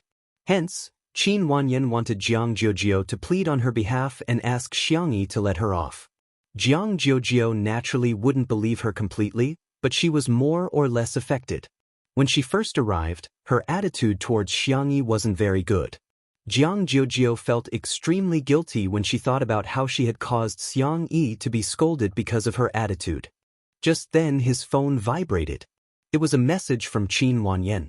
First, it was a weather forecast that reminded her that the temperature would drop tomorrow. She then said, "I'm so envious. Xianxia treats you like a good sister, unlike me. I don't know how I offended her. That's why I ended up in this state." Jiang Jiujio squinted and thought about how Shui looked in the afternoon. She gritted her teeth and typed rapidly. She replied, "Xianxia won't bully others. You said that she bullied you? She must have. You deserve it." Qin Wanyan, who was on the other end of the screen, was speechless. Jiang Jiujio raised her little face and said fiercely to the camera, "Xianxia is not like what you guys are saying. She's the best and most gentle girl in the world. If you guys keep spouting nonsense, I'll make you bald." Chapter 419. Jiang Yi said in a menacing tone. There were no cameramen in the living room at this moment and there were only fixed camera positions. In the director's room, Li Jianyu and the others were eating omelets and side dishes when they heard Jiang Jiujio's words. Everyone, huh? She's a little cute. In the live stream, the netizens were also a little surprised as they didn't expect Jiang Jiujio to say such a thing. You want me to make you bald? That's not necessary. I'm getting involved. My scalp is starting to hurt. Even if you want to make me bald, you have to make me bald. Everyone, look at your heads. Do you have any hair left? Dog head, dog head.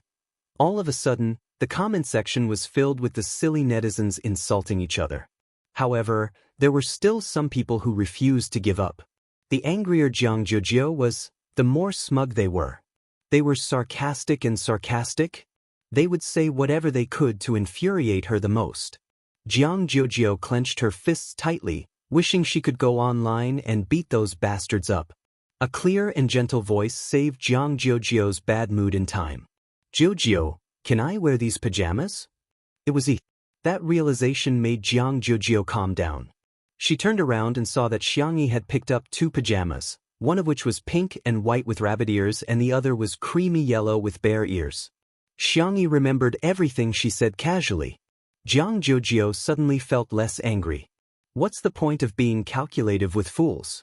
They're already very pitiful for being brainless. It's all right. Despite saying that, Jiang Jiujio quickly went to take a shower and then changed into the pajamas with bare ears. Before going to the living room, she paused in her tracks and turned back to pick up her violin case. Beside the bookshelf, Xianxia was flipping through a book on archery. When she saw Jiang Jiujio coming out with a violin, she smiled and asked, "What song do you want to play?" Jiang Jiujio corrected her, "What song should we play?" With a serious expression she asked, "Can we play together?" Of course, Xianxia wouldn't disagree with such a small request from her best friend. "Sure, shall we go to the violin room then?" All of a sudden, the pop-up comments were full of mockery. "Please, she's the chief of Orpheus. Are you worthy? A student of folk music shouldn't embarrass herself in front of a student of classical music? Wasn't Jiang Jiujio defending Xianxia just now? Why did she change her mind again? Asking Xianxia to perform with her is like asking the clouds in the sky and the mud on the ground. There was no camera installed in the piano room, so Li Jinyu hurriedly asked the cameraman to go over. "Ruanqing, you're that assured? Aren't you afraid that Xianxia will screw up?" Li Jinyu said casually, "I admit that I'm gambling, but I think Sister Yi will let me win." He did not believe in himself, but he believed in Ruanqing. Ruanqing raised her eyebrows. She did not say anything, but her gaze was fixed on the screen. In the piano room, the members of the Xiang family all knew 1 or 2 musical instruments. There was a wide variety of musical instruments in the zither room. In addition to the perennial Western instruments, there were also zither, flutes, and other traditional instruments. Seeing Xianxia wandering around the traditional instruments, the spicy tutu girls were worried for her. However, they saw her skimming past the traditional instruments and finally choosing a cello. It's not a 3-string or an electric guitar, but the cello? Someone mocked. Come on, this is a cello. How dare she choose it just because she knows how to play it? However, the moment the girl sat down and picked up the bow, her aura seemed to have suddenly changed. Chapter 420. She lowered her eyes, and her long eyelashes cast a faint shadow on her fair face. Her hand that was holding the bow was slender and soft. Her knuckles were slightly protruding, and her pale blue veins were clearly visible. She was low-key, not ostentatious, but elegant and calm. Even though she was wearing cute bunny ears pajamas, she looked like she was holding a cello recital in a gorgeous gown. It had been a long time since she touched the cello. Xianxia first tried to play it, and then tuned it unhurriedly. Someone retorted, "Is there something wrong with you? What are you delaying for? If you know how to play it, just admit it. What's the point of pretending?" At this moment, a golden pop-up comment appeared in front of everyone's eyes. The golden pop-up comment was a privilege given to the Hall of Fame streamers by the Xianxia app. Generally, those who could enter the Hall of Fame were all famous streamers on the Xianxia app.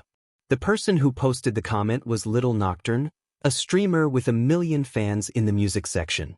Little Nocturne, she didn't use any tuner or software to help her, nor did she ask Xianxia to play a standard note for her. If she's not pretending, she must have an absolute sense of sound, right? The golden pop-up comment appeared on the screen for 15 seconds before disappearing, enough for countless netizens to see it clearly. Wow, she's a living Nocturne. Nocturne, when are you going to live stream? I want to hear you play the piano. Reflect on how long you haven't live streamed. Why are you watching someone else's live stream? Absolute sense of sound? Sounds impressive. Does the vase fairy actually have such a thing? Little Nocturne, who was in front of the screen, was also a little uncertain. Absolute sense of sound referred to the ability to distinguish the specific pitch of a sound without any reference pitch. This included the sound of rain, thunder, and even the sound of a door opening in nature. In the ears of people with absolute sense of sound, these sounds were like the melodies in a staff. There was no need for deliberate practice. They were born with it. It was not an exaggeration to say that it was a 1 in a million talent. Even the Orpheus Orchestra that Xianxia was in, which had gathered the top young performers from all over the world. Not everyone had an absolute sense of sound. However, when Xianxia finished tuning, Little Nocturne's eyes lit up in front of the screen. She really had it. There was no lack of people who knew music in the livestream. I'm going to kneel down to Sister E. This tone is even more accurate than mine with a tuner. Other things aside, this talent alone is enough to beat all the keyboard warriors here. Go to sleep with your bathwater, okay? No wonder the Xianxia and electric guitar are so awesome. Wu, Xianxia, how is this a gift from the heavens? It's like the heavens are chasing after us to feed us. Xianxia gestured to Xianxia to indicate that she was okay. Xianxia nodded, and in the next second, the melodious sound of the violin instantly caught everyone's ears. The chief violinist of the Orpheus Orchestra definitely lived up to his name. Even those who didn't know much about music could feel that Xianxia's playing was particularly pleasant. A golden bullet screen appeared on the screen of the live broadcast room. Little Nocturne, such terrifying strength. In reality, Little Nocturne was also a student of a top music academy abroad and was surrounded by many big shots. Hence, he could recognize how strong Xianxia was. A moment later, the clear and beautiful sound of the violin was mixed with the deep and vigorous sound of the cello. It was the best accompaniment in the textbook, but it instantly made Little Nocturne's scalp turn numb. Chapter 421. It was just like in the vast sea of people. Some people were born with a spotlight that was dazzling and eye-catching. At this moment, the sound of the cello gave off that feeling. It was clearly a foil, but it became an existence that couldn't be ignored. How many instruments does she know? Little Nocturne muttered.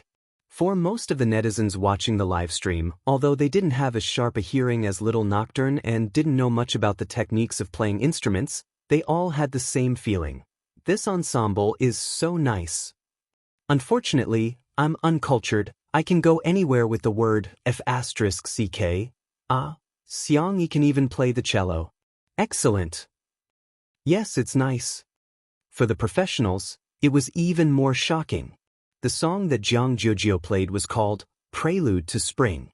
The rhythm was cheerful and it was full of the vigorous vibe of early spring. Correspondingly, it was also extremely difficult and had high requirements for the performer's skills. They weren't surprised that Jiang Jiujio could reach such a level. However, she was a student of traditional folk music, but she actually played the cello so well too? Many people had complicated feelings. They originally thought that Xianxia was only good at folk music, but they didn't expect her to be equally good at Western instruments. This was simply a heavenly performance at the level of cheating. Besides, she actually went to the entertainment industry instead of using her impressive talent and abilities. What's she up to? How can the professional music students endure that? The song gradually reached the climax, and at this moment, Jiang Jiujio suddenly showed off a relaxed series of bowing moves that were ingenious and full of vitality. Immediately afterwards, she didn't play according to the original melody and instead improvised. Xianxia looked up and met her gaze calmly in the air. Without saying anything, she changed the finger movements of her left hand while her right hand danced along with Jiang Jiujio's melody. There were almost no pauses and she perfectly matched Jiang Jiujio's improvisation. Little Nocturne, : The golden pop-up comments appeared again with a series of exclamation marks, which was enough to show Little Nocturne's excitement. He immediately jumped up from the sofa and turned on the live stream device that was fixed to the tripod. While listening to Xianxia and Jiang Jiujio's improvisation, his slender and fair fingers landed on the black and white keys. The impromptu performance of the two became a trio. Little Nocturne's fans received the notification and clicked on it with great interest. But they were immediately stunned.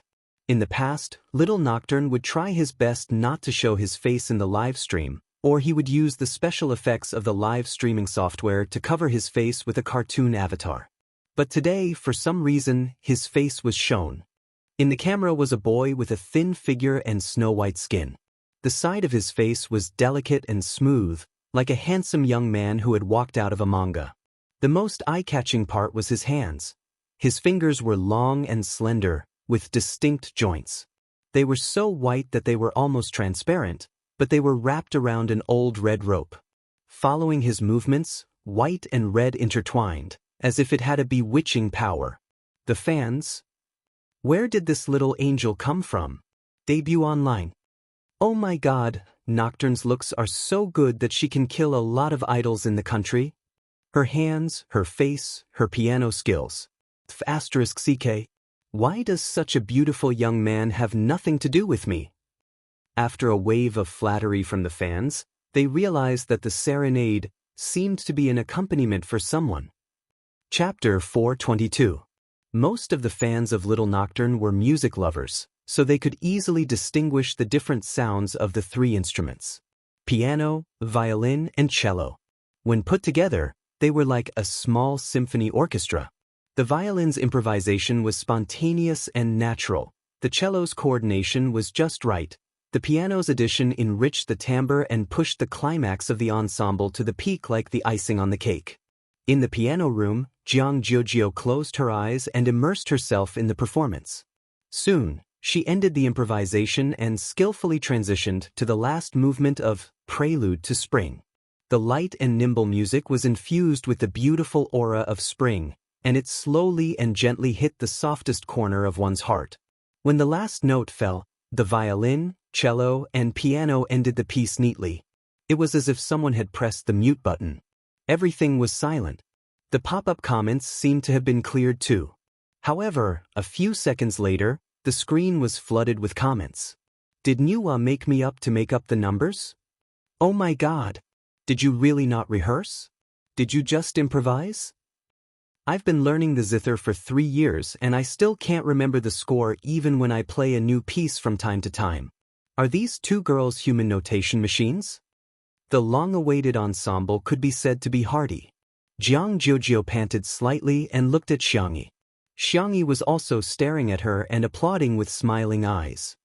You're so impressive. Jiang Jiujio suddenly felt a lump in her throat. As a talented child, she had already taken a shortcut compared to ordinary people when it came to learning the zither. However, even geniuses had to work hard to defeat other geniuses. After learning the zither for more than 10 years, it was normal for her fingers to develop calluses and blood blisters. Even her parents and teachers would reprimand her. Xianxia was different. She would always encourage her gently. You're not bad. Jiang Jiujio said proudly, you must have not played for a long time. Your skills are far worse than before. I'm too busy. Excuses. They're all excuses.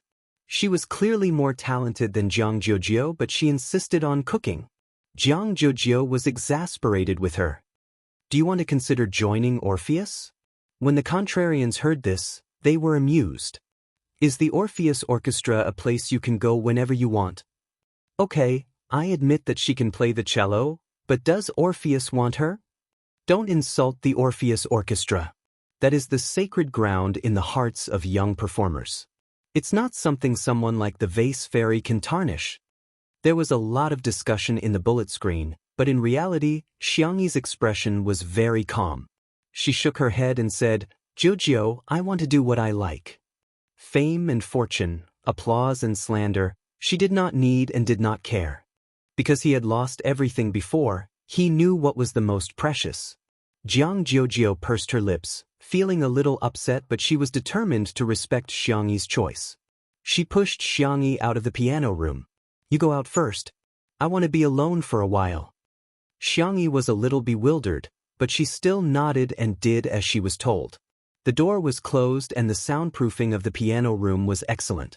Jiang Jiujio was fearless as she moved her face closer to the cameraman's lens. Orpheus invited E when she was 15 years old. She doesn't need her eyes, but she can donate them to those in need. My sister is just that outstanding. I'm going to piss you off. Chapter 423. In the live stream, the netizens were stunned at first, but they immediately reacted. Is Jiang Jiujio insulting the haters? Today's cuteness is a critical hit. What kind of peerless cutie is this?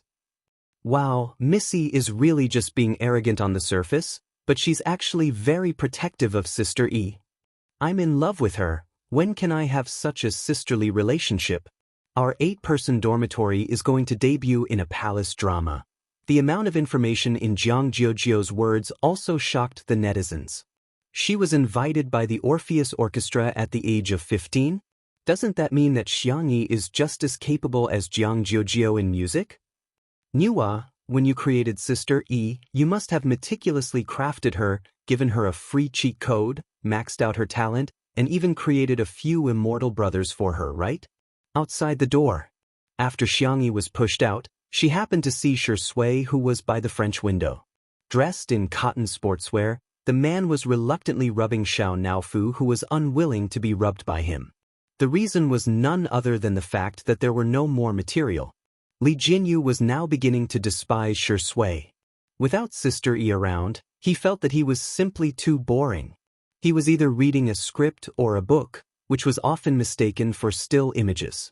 In desperation, the production team had no choice but to bring Xiao Naofu and little Shiji over so that the audience could at least enjoy the cat. Xiao Naofu and Shui could be said to be disgusted with each other. Shui rubbed Xiao Naofu casually, obviously distracted. Xiao Naofu stuck its buttocks out at him and used its body movements to express its disdain for him. Little Shiji, on the other hand, was docile and obediently nestled beside Shui's feet, dozing off in a daze. Hearing the familiar footsteps, Xiao Naofu broke free from Shui mercilessly and scurried towards Xianxi. Xianxi squatted down and caught it. Xiao Naofu rubbed itself against Xianxi's chest affectionately and even pressed itself against her cheek in a bid to kiss her. Boom dash, Xianxi kissed its forehead and asked softly, Are you hungry? Do you want some milk powder? Xiao Naofu glanced at Shui, wagged its tail ostentatiously, and let out a cute meow. See, this stupid woman still loves this hoo-hoo the most.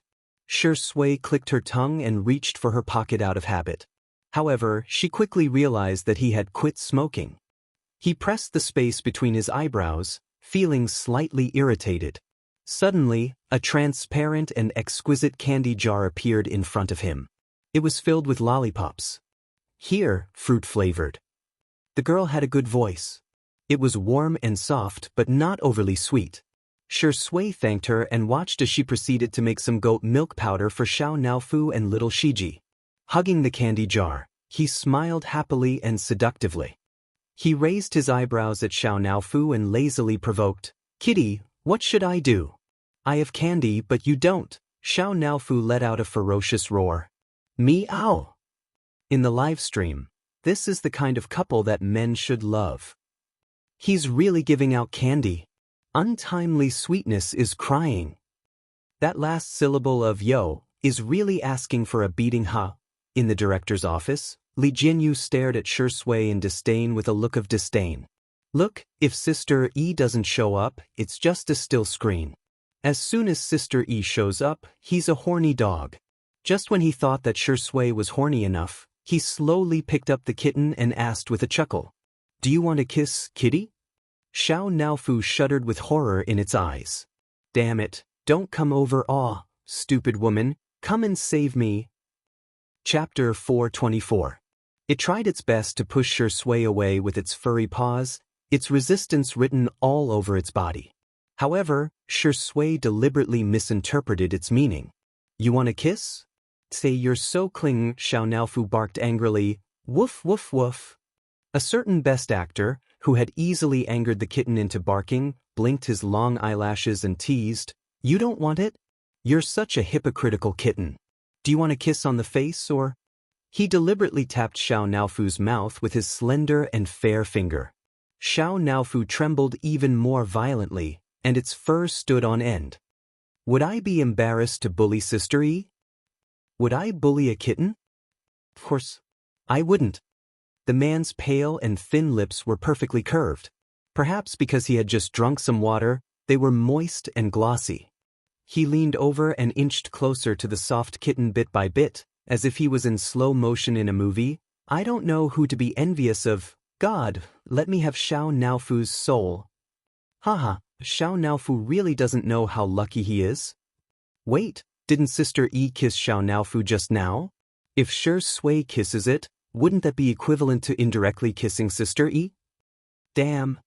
Damn. Xiao Naofu was about to be kissed by him. Woof. Little Shiji bit Shi Sui's pants fiercely and hostilely. Shi Sui paused and glanced at the little Shiba Inu on the floor. Little Shiji was instinctively a little afraid of him, but its courage was commendable. Woof woof woof. Shi Sui seemed to be deep in thought and let go of Xiao Naofu with a smirk. Xiao Naofu scurried away so quickly that it left after images. It nestled at the kitchen door and stared in Shi Sui's direction vigilantly. Little Shiji chased after it and lay down beside Xiao Naofu, licking its fur to appease it. At this moment, Xianxia came out with 2 bowls of goat milk powder and asked in bewilderment, "Why are you guys here?" Xiao Naofu looked up aggrievedly and complained with its chubby face. "Meow meow, stupid woman, dog-like men are bad." Xianxia placed the bowl on the ground and coaxed it for a while before walking towards Shi Sui. "Xiao Naofu," she said helplessly. Shi Sui chuckled. "I was just teasing it." "The production crew? The netizens? Are you human? You're so calm and composed, you're worse than little Shiji." Xianxia saw that the script from last time was still on the coffee table in front of him. She asked curiously, "Haven't you thought about it yet?" Shi Sui pondered for a moment and said, "Actually, I wanted to ask you if you're interested in acting in a movie." Xianxia was stunned. "Huh. The Deshio to Shiji to Zien to Itu. Best to be. To act to Veet. She's just a variety show star. She doesn't have any representative works, yet she wants to reach the top in a single bound? Men are indeed creatures who think with their lower bodies. They have no bottom line when it comes to young and beautiful women. Hey, that's not how resources should be given." Xianxi's acting skills in the TV series previously shocked me so much that I still have lingering fears. "Don't worry, you can take your time to think about it." At most, he wouldn't take on the role. It was inevitable that there would be regrets in life. Shi Sui was quite open-minded about such matters. Recalling Si Chuanbai's call just now, he said, "By the way, Brother Si wants me to tell you that you have to film a variety show in the next 2 days." Coincidentally, the official Weibo account of National Mass Workout happened to announce the news almost at the same time as Shi Sui. Chapter 425. Quan Min Lai Sports v. Xianxia v Sister E, nice to meet you. It was a simple text that was much more straightforward and clear than a long speech. The comments section below the post exploded. Is Sister E a guest? What the heck? They actually invited Vase Fairy? Are you serious? Doesn't national sports only invite A-listers or big shots? Everyone was discussing fervently. When the news spread to the live stream, it immediately caused an uproar. It's actually national sports? Who dares to say that Xianxia has no resources? No. This is the most popular variety show in the country with the highest viewership ratings. Only then did everyone realize how terrifying Xianxia's popularity was. She could be considered the fastest rising female celebrity of the year. The spicy tutu fans were emboldened and quickly retaliated. Take away our Sister E, don't cue us? No way, right? No one really believes that Sister E doesn't have resources, right? Everyone, you can look forward to Xianxia's performance on national sports. Our Xianxia is awesome. No one dared to make any more comments, except for a few haters who were still talking about variety shows, but no one cared anymore. Although variety shows were not a good term, the popularity brought about by variety shows was obvious to all. In a sense, variety shows attracted more fans than film and television productions. Many actors were envious of the popularity of variety shows, but they were also wary of going on variety shows. Firstly, they were afraid that their character settings would be violated. Secondly, they were afraid that after their image was solidified, the audience wouldn't be able to immerse themselves in the show. Thirdly, they had to maintain a certain level of mystery and not oversell themselves. Hence, there were many restrictions. Xianxia didn't have such worries. Instead, her performance was more natural, and it was easier for her to attract fans. Soon, the hashtag Xianxia's new variety show hashtag became a hot search. At first, the program team of national sports added fuel to the fire, but later on, it became a spontaneous discussion among netizens. Some people were looking forward to it, some were criticizing it, and some were criticizing it. However, everything could be summed up in a simple word: popularity. Many veteran managers and entertainment companies in the industry keenly sensed that something was unusual. Female artists had a harder time than male artists in this industry. Generally speaking, male artists had more data, traffic, and discussions than female artists. Her popularity was even greater than that of the other popular idols. People couldn't help but sigh. She was probably just short of a masterpiece. That was the moment when one would ascend to the pinnacle. Other than the variety show, there were two other hot searches related to Xianxia. One was a duet with Zhang Jiujiu, while the other was a video that many netizens clicked on and were dumbfounded. Why is there an additional piano ensemble? Wait a minute, this little brother is too handsome. While countless people were licking the screen, they also dug out information about the piano player. Little Nocturne, whose real name was Ling Yi, was a student of a top music academy overseas. He was one of the Music District's Hall of Fame streamers signed by Xianxia app. Most people's appreciation of music was only at the level of, wow, it's so good, but Ling Yi's appearance was really too outstanding. Hence, the video quickly became popular on the internet and attracted the comments of many professional music critics. E.g. Turtledove v. Tonight, Ms. Xianxia and Ms. Zhang Jiujiu played together to their heart's content and was extremely shocking. I also watched the duet with Mr. Xiao Nocturne, and after thinking about it, I'm really at a loss for words. Perhaps I can only describe it in 2 words: in my lifetime. Chapter 426. In this ensemble, the violin was fully deserving of being the protagonist, while the piano was an evenly matched opponent. It was as if they had met their match. The surprising thing was that the cello not only perfectly played the role of a foil, but it was also the best accompaniment and had a strong presence that could not be ignored. Its low and heavy tone neutralized the intensity of the battle. It had the vigorous vitality of spring when all things were growing and growing, as well as the gentle prelude when the snow melted and the ice river flowed. 3 instruments, 3 people. 1 + 1 + 1 no longer equaled 3. A. Gray Turtledove's evaluation could be said to be quite high. He was not the only one. Even a renowned musician in China, Old Mu, had reposted the video and added 2 words to it. Old movie, not bad. The netizens were shocked. If they remembered correctly, the last time Xianxia accompanied C7, this big shot had come out to play the bass. They didn't expect him to come out and support Xianxia again this time. His status in the music industry was comparable to that of a national team player. Such an existence actually appeared to support Xianxia. However, this was just the beginning. Several masters of the folk music industry, such as Xianxia, Swona, and Guqin, anyone who knew how to use Weibo or had a Weibo account, all reposted, commented, and liked the video.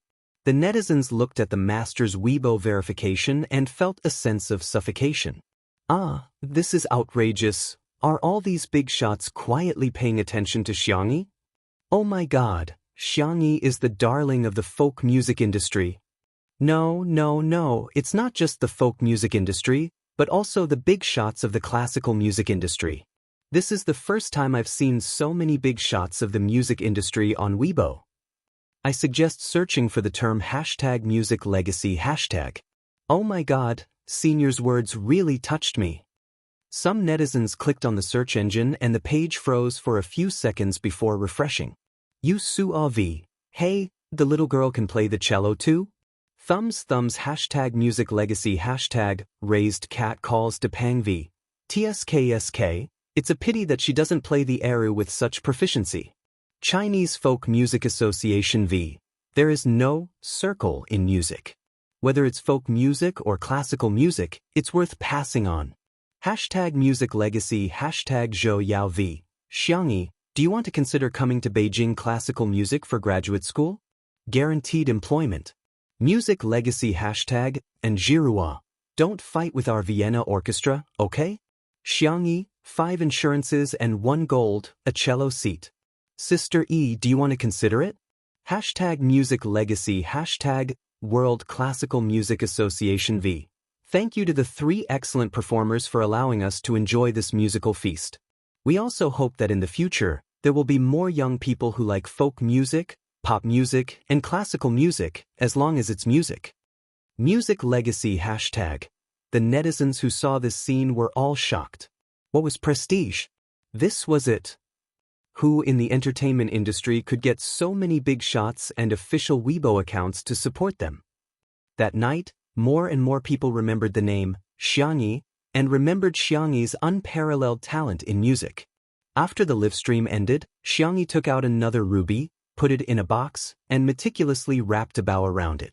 Xiao Naofu's fierce meowing came from the direction of the balcony. Xianxia walked over and realized that it was Xiao Naofu who was yelling at Shi Sui, who was standing on the balcony next door. In the night, the man's figure was tall and slender, and the cool breeze gently fell on the ends of his soft hair. Chapter 427. Seeing Xianxia's figure, Xiao Naofu seemed to have found a backer and roared a few more times. Xiao Naofu, you can't be like this. Although it was a reprimand, it was very gentle. The little cat turned its face away. Xianxia curiously asked Shi Sui, what did you do to Xiao Naofu? Why is it always so fierce to you? Shi Sui, you teased it and said you'd take it to be sterilized? Xianxia said seriously, then don't say that in the future. Xiao Naofu is still a baby and its heart is very fragile. You can't hurt it like this. Shi Sui readily agreed. Okay, I'll listen to Sister E. Hearing that the dog man could actually speak human language, Xiao Naofu's icy blue cat eyes widened in disbelief. Xianxia, then you promise it? The girl raised the chubby, white, and soft little cat. Shi Sui probably didn't expect that there would be a day when he would bow down to Xiao Naofu. The tip of his tongue pressed against his chin in displeasure. After a few seconds, he sighed. Xiao Naofu, I won't scare you with sterilization anymore. He had to listen to Tutu's words. Xiao Naofu's tail swung twice in the air, dizzy from the sudden bliss that fell from the sky. The next second, it heard Xianxia say, you're not allowed to be fierce to Shi Sui Gij anymore. Xiao Naofu, meow. I won't listen. Xianxia patiently persuaded, if you're obedient, I'll make you a luxurious seafood set meal, the kind that can have 10 ingredients. Xiao Naofu, would this hu bow down for a mouthful of food? Of course. It made a sweet and soft meow, in a flattering and coquettish tone. Okay, then you two shake hands and make up, okay? Hearing this, Shi Sui and Xiao Naofu's eyes revealed rejection. But Xiangyi insisted. Thus, Shi Sui had no choice but to stretch out her bony fingers. Xiao Naofu also reluctantly stretched out its chubby paw. The man and the cat shook hands across the balcony for less than a second. Then, as if they had touched something dirty, they hurriedly retracted their hands. Shi Sui was rather calm, but Xiao Naofu couldn't tolerate it at all. It jumped out of Xiangyi's arms and got ready to look for little Shiji to lick. It did not want him to lick it. A dog man's hand definitely smelled like a dog. Looking at Xiao Naofu's back, Xiangyi couldn't help but laugh. It seems to have really gained weight. Its body was round, its fur was soft, and its legs were short. It looked extremely adorable. Shi Sui replied with a soft, "Ah." Even he, who didn't like small animals, actually thought that Xiao Naofu was quite cute. But because she was cute, it was more fun to bully her. Smiley face. By the way, this is for you. Xiangyi handed the box over. Shi Sui was a little surprised and raised his eyebrows. I get a gift too? Xiangyi explained seriously, children need to get gifts, and so do adults. Shi Sui seemed to be stunned for a second, or maybe it was just Xiangyi's imagination. The man's peach blossom-shaped eyes were curved inward, and his eyelashes were longer than a girl's. When they drooped down, they cast a faint shadow on his cold and fair skin. Opening the box, a ruby the size of a baby's fist reflected a dazzling light. It was unbelievably beautiful. Xiangyi said, although this isn't as pure as Jiujiu's, but it's big. It's shiny too. The man's lips curled into an ambiguous smile. It is quite big. Then, for some reason, Xiangyi was a little nervous. Do you like it then? Chapter 428. The night was gentle, and the moon was bright, and the stars were sparse. There was a faint fragrance of flowers in the air. Shi Sui stared at her and curled his lips, as if he was answering her question, but also as if he was confessing to her, I like it. Yes, I like everything that Xiangyi gives me. The clear eyes of the young girl in front of him curved up, as if they were filled with moonlight, quiet and beautiful. As long as you like it. Xiangyi smiled. I'll go in then. Wait a minute. Shi Sui stopped her. Xiangyi turned her head and looked at him in confusion. The man took out a velvet box from his trouser pocket and said, it's sponsored by the brand. See if you like it. Xiangyi opened it. It was a very delicate bracelet with a neutral design. There were a few diamonds on the bracelet, and each of them was big. As it spun, it reflected a dazzling light. Xiangyi knew a lot about jewelry because of the gem mine her aunt had given her. She asked, will the brand sponsor such an expensive piece of jewelry? Shi Sui's expression didn't change. Xiangyi had always believed everything he said. She said, you're indeed popular. That was why the brand had sponsored such an expensive bracelet. Then is it okay for you to give it to me? Didn't the brand ask you to wear it? Xiangyi asked. Shi Sui chuckled. And I think it suits you better. Xiangyi picked it up and looked at it carefully. She liked this bracelet very much, so she didn't shy away from politeness and said graciously, thank you. Do you want me to put it on for you? Xiangyi didn't think much of it and handed her hand and the bracelet to him. The man lowered his long eyelashes and carefully fastened the bracelet for her. His slightly calloused fingers inadvertently rubbed against the girl's fair wrist bone, evoking a slight itch. Xiangyi's fingertips trembled. All right. The man's deep voice pulled her back to reality. Xiangyi retracted her hand and curled up uncomfortably. Her voice was unbelievably soft. Thank you. So this is how it feels to like someone. She was deep in thought. Shi Sui blinked and asked, in that case, good night? Xiangyi, good night. The two of them said good night to each other, and Xiangyi went back to her room first. Her footsteps were light, and she even skipped a few steps. Shi Sui was still on the balcony with one hand in her pocket. She didn't find the cigarette box, but a lollipop. It was a candy from Tutu. His addiction to smoking was actually very strong. Enduring until now was almost his limit. However, the moment he saw the candy, his eyes were filled with lust. He slowly peeled off the candy wrapper and bit into it. The sweetness spread and stimulated the nervous system to secrete pleasurable dopamine. The corners of his mouth curled up slightly. He suddenly felt that quitting smoking was not that difficult. When Xianxia returned to her room, Jiang Jiujio happened to push the door open and enter. When she saw the bracelet on her wrist, she squinted. "Are you in a relationship with that dog of a man?" She sounded as if she was questioning the scumbag's infidelity. Xianxia said. Jiang Jiujio heaved a sigh of relief. That's good, that's good. I knew you wouldn't like him." Xianxia hesitated for a moment, but she still chose to be honest with her friend. "I think he might not like me." Jiang Jiujio was speechless. Looking at Jiang Jiujio's dumbfounded expression, Xianxia calmed down. She didn't confess because she didn't want to affect Shui during the livestream. However, liking someone wasn't something to be ashamed of. She nodded and said, "Yes, I like him." Chapter 429. Pitter-patter, Jiang Jiujio froze in shock as if she had been electrocuted.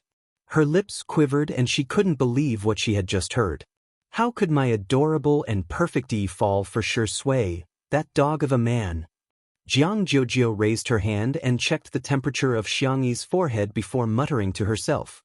Why isn't it hot at all?" Xiangyi was caught between laughter and tears. "I don't have a fever." "No, you have a fever," Jiang Jiujio said firmly. "Sit here obediently, I'll go get you a thermometer to measure your temperature." She pressed Xiangyi onto the bed forcefully, and after taking a few steps out, she realized that she was being a little too concerned and added proudly, "Don't misunderstand. I'm just afraid that you'll infect me with your fever." A few minutes later, Jiang Jiujio looked at the number on the thermometer, 36.8 degrees Celsius, and finally accepted the reality. "He doesn't have a fever equals E is conscious equals E likes a dog of a man equals that dog of a man has snatched E away." "Does he deserve it?" "He doesn't." Jiang Jiujio asked resentfully, "What do you see in him? Isn't he just good-looking? Isn't he just successful in his career? Isn't he just?" She suddenly paused and realized that she was talking about Shui's strengths. She flew into a rage out of humiliation and said, "Wake up, are you such a superficial person? You've seen all kinds of handsome men, must you be lusting after his face?" Xiangyi bit her lower lip and reflected for a few seconds before saying, "I think I am." Jiang Jiujio was speechless. Xiangyi said, "He has a great figure too, he has abs." Jiang Jiujio was speechless. "So you're not only lusting after his face, but you're also lusting after his body?" Jiang Jiujio was so angry that she couldn't sleep well the entire night and couldn't get up in the morning either. Xiangyi covered her with the blanket and went out for a morning exercise. When she returned, she watered the plants and sprayed some activator. Sister E. Fu Jian was like a monkey. His hair was uncombed, and his face was unwashed. He rushed out and held his phone excitedly. "I'm famous." After one night, in addition to the trio's ensemble that attracted a lot of attention, there was also something that people in the circle didn't expect. Fu Jian was on fire. The fire could be said to have caught them off guard, but if one were to examine it carefully, it would be logical. His popularity was already there, and he was also an A-list male star. It was just that he hadn't had any good works in a long time, so he had been relying on the image of the crown prince. He didn't expect that yesterday's interaction with Xiangyi would be trending, and his popularity would suddenly rise. His agent received a huge stack of scripts and he received invitations from crosstalk masters, comedians, and Saturday talk shows. He was so excited that he spoke incoherently. Fortunately, Xiangyi was patient enough. After listening to him, she said with a smile, "Congratulations, you've gotten what you wanted. Do you have any variety shows that you want to go on?" Fu Jian clenched his fists and said with a serious expression, "Actually, I really want to go, but I think Jiang Jiujio is right. If I act in one show, people will like me because of one role. If I act in 10 shows, they might like me because of 10 roles. As an actor, I have to act well and perform well. That's the only way I can truly be responsible to my fans." When a young man was confident, he would look confident and dazzling even if he was unkempt. However, he only looked suave for 3 seconds before he smiled foolishly and said, "Sister E, let's hug for the sake of our half-siblings." Behind him, a dangerous gaze was fixed on him. P.S. The freshmen have been busy reporting for the entire day. Because my roommates all go to bed early, I might have to write a lousy update today in order not to affect others. If I can find a way to write it, I'll update it. You can read it tomorrow, but it might not happen. Anyway, you don't have to wait for today. Good night. Chapter 430. Fu Jian didn't notice anything and simply stretched out his arms to give Xianxia a bear hug. Xianxia remained calm and took a step back to avoid Fu Jian's touch. "You don't have to hug me." Fu Jian scratched his head and said, "I'm not that ugly." Due to the angle, Xianxia didn't see the slender figure at the door. She said seriously, "It's not because of you, I have someone I like." Huh? Fu Jian was shocked. Sister E actually has someone she likes? Who could it be? Before he came, he didn't know much about two under one roof. He was usually busy with his schedule and rarely surfed the internet. He didn't even know what untimely internet was. Simply put, he didn't even have a 2G internet connection. He wasn't even connected to the internet. Hearing the girl's calm and gentle voice, Shui tapped her fingertips against the wall, but the rhythm of her tapping was very chaotic. She has someone she likes. Could it be him? Or someone else? Shui realized that she was actually a little nervous. Until, "Sister, I'm here to pick you up." Her manager, Annan's brisk and enthusiastic voice came from the direction of the gate. He was carrying a large school bag, dressed in a short-sleeved shirt and jeans, looking like a fresh college student. Si Chuanbai, who was dressed in a suit and exuded an elite aura, was standing beside him. The two of them were about 10 centimeters apart in height and their clothing styles were very different. Surprisingly, they didn't look out of place when standing together. "Annan." Xianxia smiled and asked, "Have you had breakfast?" Annan said honestly, "Not yet, my car broke down and Mr. C sent me here."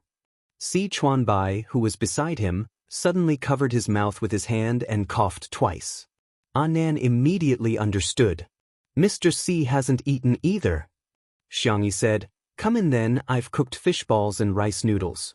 Si Chuanbai smiled and said, "Sorry to trouble you, Miss Xiang." The fish balls were made by Xianxia early in the morning. She chopped fresh fish and mixed it with sweet potato powder. Then, she used the fish as the skin and wrapped it with various fillings. The fish balls were white and shiny, with thin skin and lots of fillings. The rice noodles cooked in the casserole were refreshing and smooth. After putting them into the bone broth, a spoonful of fish balls was poured over, chopped green onions, chili oil, soy sauce, and other simple seasonings. The piping hot fish ball rice noodles was served in front of him. Gulp. Annan swallowed his saliva and suppressed his appetite. He pushed the bowl in front of Si Chuanbai. "Mr. C, please eat first." Si Chuanbai adjusted his glasses and passed the rice noodles over expressionlessly. "I'm not hungry yet." Annan's eyes lit up. "Then I'll eat first?" "Up to you." "Oh yeah." Annan cheered in his heart as he picked up his chopsticks and started eating.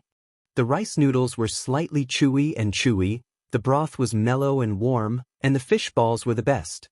He ate pork fillings, shrimp fillings, mushroom fillings, tofu fillings. Every one of them was delicious. Annan was so hot that he couldn't stop breathing. "Phew. Si Chuanbai said, "Slow down, no one's going to fight with you." "Wow, this is delicious." "This is delicious too." When it was Si Chuanbai's turn, he used all his self-control but still couldn't restrain himself from eating. On the other hand, Fu Jian was also eating, without the burden of being an A-list actor. Annan was the first to finish a bowl and made a heart to Xianxia. "Sister E, I love you." Xianxia smiled and made a gesture of catching her heart. Although she hadn't known Annan for long, she felt that the two of them were like best friends. Little did she know that Fu Jian, who saw this scene, suddenly looked horrified. Chapter 431. Is the person Sister E likes her manager? Fu Jian's chopsticks paused in midair and he paced back and forth between Annan and Xianxia. Sister E smiled at Annan, Sister E cooked another bowl of rice noodles for Anan. Sister E scooped a large spoonful of fish balls for Anan. The more he looked at it, the more suspicious it seemed. Fu Jian made a logical conclusion in his mind. Sister E treats Anan well, which means that Sister E likes Anan. However, in the next moment, the corners of Si Chuanbai's mouth were stained with soup. Anan actually took out a piece of tissue and wiped the corners of his mouth. He said in a concerned tone, "Mr. C, be careful when you eat, don't drip on your clothes." After all, his suit was so expensive that it could only be dry cleaned. It was very expensive. Si Chuanbai's body stiffened. "Thank you." Fu Jian was speechless. "Young man, why are you so gay? Sister E likes me and I like someone else. Isn't this a love triangle?" Fu Jian, who had imagined a huge drama, was so heartbroken that he couldn't breathe. He felt that it was unfair for Sister E. Sister E deserves better. Fu Jian was upset, but he had nowhere to vent. Jiang Jiujiu was still asleep and Si Chuanbai was the person involved in the love triangle. After thinking about it, he felt that Senior Shi was the only reliable person to listen to him. Unlike Anan and the others who were wolfing down their food, Shi Sui ate slowly. However, he would finish everything that Xianxia cooked. A man with messy hair suddenly popped up from the side and said sneakily and mysteriously, "Senior Shi, do you know who Sister E likes?" Shi Sui asked, "Huh? Anan. It's Anan." Fu Jian said in a surprised tone as if he had discovered a new continent. "Ah, why did she fall for Anan?" Fu Jian said in a distressed tone, "She looks like I can do it too." "Actually, I quite like her." Shi Sui raised her eyebrows. "Really?" Fu Jian chuckled. "Of course. Sister E is so cute. Other than Senior, who wouldn't love her?" He had a clear memory of Shi Sui's misogyny. Back then, there was a female extra in the cast who tried to force a kiss on him. She had merely touched his arm, and Shi Sui had vomited. He even vomited a lot. Later on, Fu Jian heard the director vaguely mention that Shi Sui's illness was not physical but psychological. There was a hurdle in his heart that he couldn't get over. He had to walk out on his own, or someone had to pull him out. Otherwise, he would have resisted any intimate actions with women his entire life. How great would it be if Sister E likes me? Fu Jian was lost in his fantasy. "I'll definitely give her all my pay." It wouldn't be fast to get married in a year, would it? As for children, it'd be best if it's a boy and a girl. 2 daughters would be fine, but what about 2 sons? Swearing. Shi Sui elegantly bit into a fishball, causing the gravy to splatter everywhere. The aroma made him squint slightly. "You're right." Fu Jian thought he was referring to the children. "Hey, Senior, you don't like sons either? Right? Younger daughters are better." Shi Sui suddenly said, "I'm also human." Fu Jian laughed. "Senior, your joke is really cold." "Ha, if you're not human, then what are you?" Shi Sui was calm and composed. Fu Jian's laughter stopped abruptly. "Who wouldn't love a human? I'm also human." His gaze was even more horrified. It was the kind of panic that one would feel when they suddenly connected from a 2G network to a 5G network. Chapter 432. Oh my God! Did I find out some big secret? Senior sure actually likes women. And the one he likes is Sister E. So here's the problem. He likes Sister E, but Sister E likes someone else. Doesn't this mean that we're back to the Matryoshka doll mode? A love triangle within a love triangle? It turns out that the one suffering the most is Senior Shi. Beneath his glamorous appearance was a sad man who cried silently in the middle of the night. Fu Jian's gaze towards Shi Sui gradually turned sympathetic. He boldly patted Shi Sui's shoulder and said, "Senior, it's not easy for you either." Shi Sui was confused. On the other side, after breakfast, Annan began to discuss work matters with Xianxia. This time, Xianxia was invited to save the day.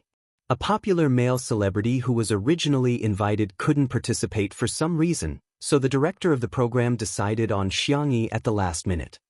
"Good girl, I'll go with you for the next 2 days. That program is really tiring, you have to be mentally prepared," Annan said earnestly, wishing that he could take Xianxia's place and suffer in her place. Xianxia said calmly, "Do you want to eat dumplings? Wrap them up with meat, vegetables, and other delicacies and chill them for dinner?" Nan was speechless. "I'll eat." "Okay, sit down and wait for me."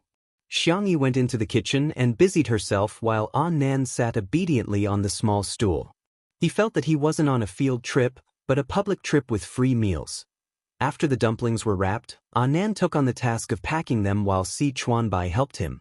Xianxia simply packed her luggage and pulled it to the bedroom door. Shui naturally took it from her. The man was tall and had long legs, so the height of the suitcase was a little low for him. He lifted it to the highest point and barely reached a comfortable position. "I'll send you out," he said. Xianxia nodded and walked out while giving him some trivial instructions. "Don't feed Xiao Naofu too many snacks, it's time to lose weight. There are still leftover fish balls and dumplings in the freezer. You can make steamed dumplings and curry fish balls with Director Li and the others. Also, the fish tank I bought will arrive in the afternoon. Uncle Wang will send the fish over then. Please take good care of them for me." Shui listened quietly, occasionally nodding to indicate that she was listening. The road to the gate was very long, but it also seemed very short. Shui put the luggage into the trunk with one hand. Xianxia inexplicably felt a kind of sadness of parting. So this is what it feels like to leave someone important. She thought in a daze. When her brothers left, did they also have such a feeling of loss? Shui's words pulled her back to reality.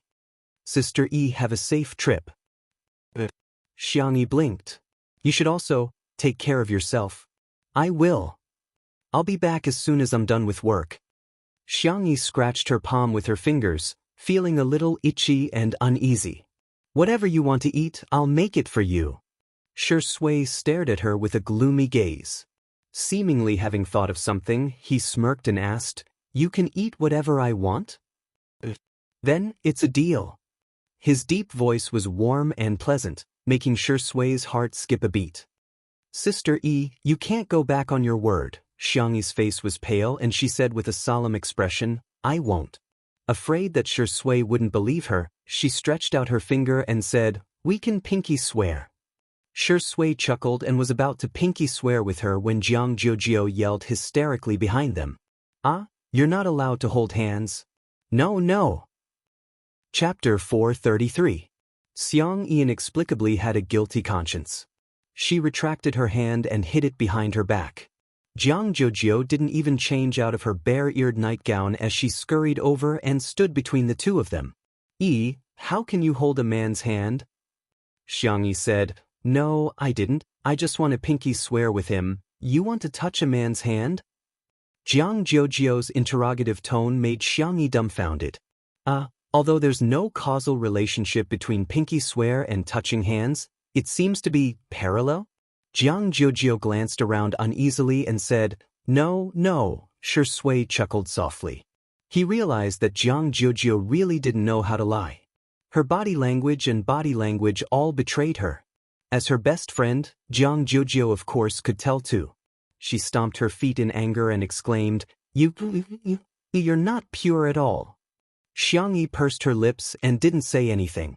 Epsilon Shui said gently, "Miss Jiang, Sister E is about to set off." Jiang Jiujio snapped out of her trance and asked aggrievedly, "Why didn't you wake me up?" Xianxia said, "I saw that you were sleeping soundly so I didn't wake you up. However, I've left you some breakfast. It's in the fridge. You can eat it after heating it up. It's your favorite fish balls." Jiang Jiujio's resentment instantly vanished because of Xianxia's words. Her ears were red and she tapped the ground with the tip of her foot. Pretending to be indifferent, she said, "So you still remember my preferences. I've always remembered that your favorite meat is fish, your favorite vegetable is kale, and your favorite fruit is mango." Jiang Jiujio listened for a long time and was satisfied. She then pretended to say, Okay, I didn't ask you that much." After saying that, she glanced at Shui from the corner of her eyes. Shui didn't get angry and simply smiled politely. In contrast, Jiang Jiujio seemed like an unreasonable child who was looking for trouble. Jiang Jiujio was mature, steady, and magnanimous. Jiang Jiujio was speechless. Scheming dog. Nan and Si Chuanbai also came out. Be good, we should go. Nan reminded. The filming started in the afternoon, and they still had to do their makeup and hair when they arrived. After all, National Mass Workout wasn't as casual as 2 under 1 roof. Only then did Jiang Jiujio slowly take out a pink purse from her pocket. Here, this is a peace talisman that I casually asked for. No, it's a free gift that I gave to others when I asked for one. You don't have to take it to heart. It's not something valuable. Just throw it away if you don't like it. Although he spoke proudly, his hands were trembling slightly. He was afraid that Xianxia would refuse. Xianxia took it and carefully put it in her pocket. She patted her pocket and said in a gentle voice, Jiujio, I will keep it well. Jiang Jiujio felt a lump in her throat and she looked away. Leave then, don't say goodbye to me. I hate hearing those words. Xianxia tilted her head and thought about it before suddenly giving Jiang Jiujio a hug. She gently patted Jiang Jiujio's back. See you next time then. Jiang Jiujio's eyes turned red. You're a man of your word. Whoever stands you up is a dog. Okay. Fu Jiyan, who came out to join in the fun, was even more confused. Why is there another pair of romance lines? So, it's a love triangle within a love triangle and then a love quadrangle. Si Chuanbai steadily parked the car at the filming location. In the dressing room, a woman's disgruntled voice sounded. Chapter 434. Are you kidding me? What right does that woman have to film the show? Does she deserve to be in the same frame as me? Your production team is really funny. Of all people, why did you hire a D-lister? Another person who seemed to be a staff member said in a humble tone, Sister Yen is right. Teacher Su, please bear with us. You'll regret it sooner or later. She's a troublemaker. If she causes any trouble, don't expect me to clean it up for her. When she was almost done venting, a sweet and soft voice sounded like the spring breeze in March. Okay, don't make things difficult for her. I'll just be more careful. The staff member was relieved and wiped the sweat off his forehead. Thank you, Teacher Su. You're so nice. Sister Yen said, Forget it, I won't say anything else. Give us the mission card for this episode in advance. Well, the staff member was a little hesitant. According to the rules, they couldn't reveal it to the guests, but when he saw the beautiful face of the young woman in front of him, he was momentarily bewitched. Okay then, I'll send you the electronic version later. Remember, don't spread it. You're so nice. Thank you, let's add each other on WeChat. I'll treat you to a meal when I'm free. What? A superstar actually wants to add a lowly staff member like me? The man suppressed his excitement and scanned the QR code to add Su to me on WeChat. The three of them walked to Xianxi's exclusive dressing room.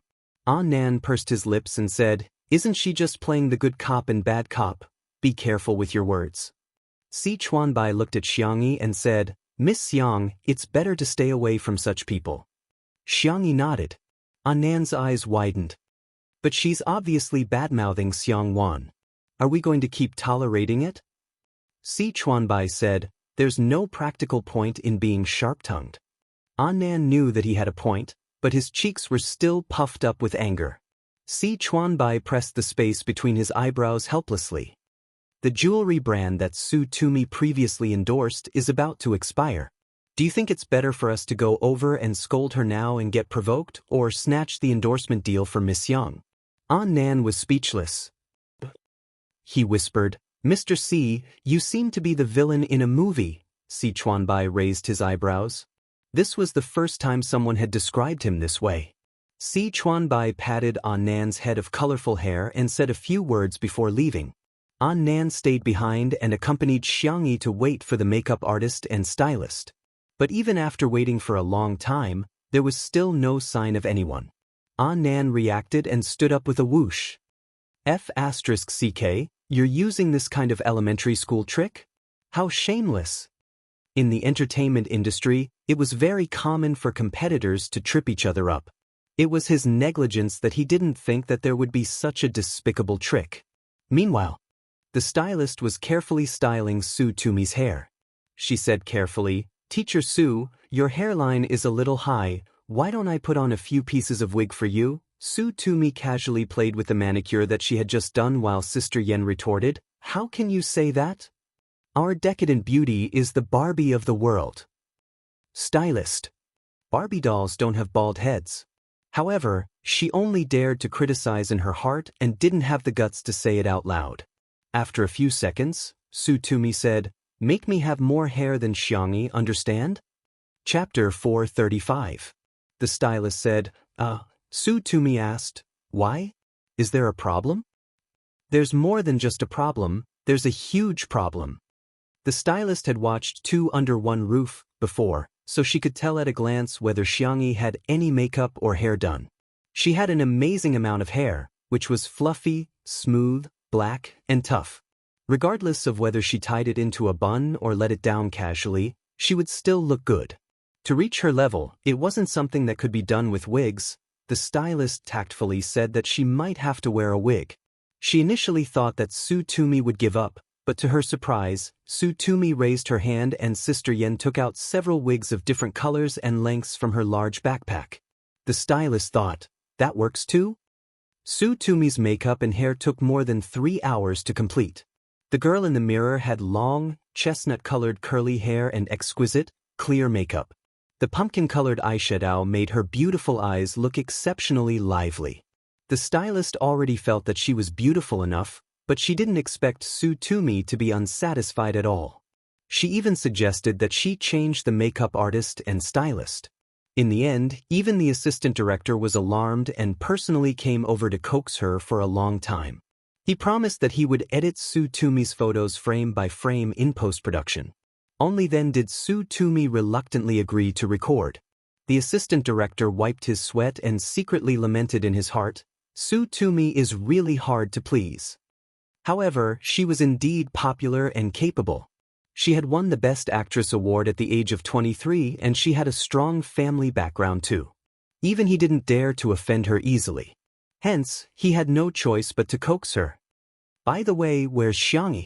Is she not done yet? The assistant director couldn't help but feel a little frustrated after being angered by Su Tumi. In fact, he didn't want to invite Xianxia, but for some reason, the director and scriptwriter decided to do it after watching Two Under One Roof for 5 minutes. It was simply unreasonable. One had to know that Xianxia didn't even have a single piece of work that she was proud of, yet she was constantly on the hot search list. Her brother and grandparents were on the hot search list. Wasn't it all because she was born into a good family? The assistant director looked down on Xianxia from the bottom of his heart.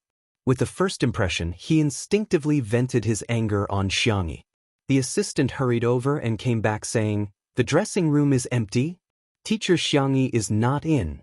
The assistant director flew into a rage. What is she doing in the dressing room? What? Was he going to throw his weight around and leave? Then let her go. Does she really think that our show can't survive without her? The assistant said obsequiously, I heard that the stylist and makeup artist arranged for teacher Xianxia suddenly fell ill and couldn't come. Could it be because of this? The assistant director choked and quickly flew into a rage out of humiliation. Then wouldn't she have brought her own stylist and makeup artist? If he didn't even have this bit of adaptability, how could he survive in this industry? Why doesn't she reflect on herself? Why do other artists have to find trouble with her? The assistant. He didn't agree with the other party's point of view, but he didn't dare to refute, so he chose to keep his mouth shut. However, the more the assistant director thought about it, the angrier he got. Xianxia just comes from a wealthy family, but she doesn't have any abilities at all. How dare she throw her weight around? Tell her that if she doesn't appear in front of me within 5 minutes, she doesn't have to come. The assistant director said sternly. In the next second, someone ran over while panting heavily. Is Teacher Su not ready yet? Teacher Xiang has been waiting at the filming location for a long time. Chapter 436. In an instant, the assistant director's face changed from green to red. It was an exciting scene. The assistant next to him secretly laughed and pretended to be surprised. What? Teacher Xiangxi's stylist and makeup artist didn't come, did they? The assistant director caught hold of her weakness and questioned, she went barefaced? What does she take National Mass Workout for? It's not a casual show like Two Under One Roof. Artists like her who don't know how to respect others should be banned. The errand keeper was dumbfounded. Is that so? But teacher Xianxi's hair and makeup are very beautiful. There's a man with colorful hair next to her who is helping her touch up her makeup. The assistant said, "Oh, that should be her manager." The assistant director was dumbfounded.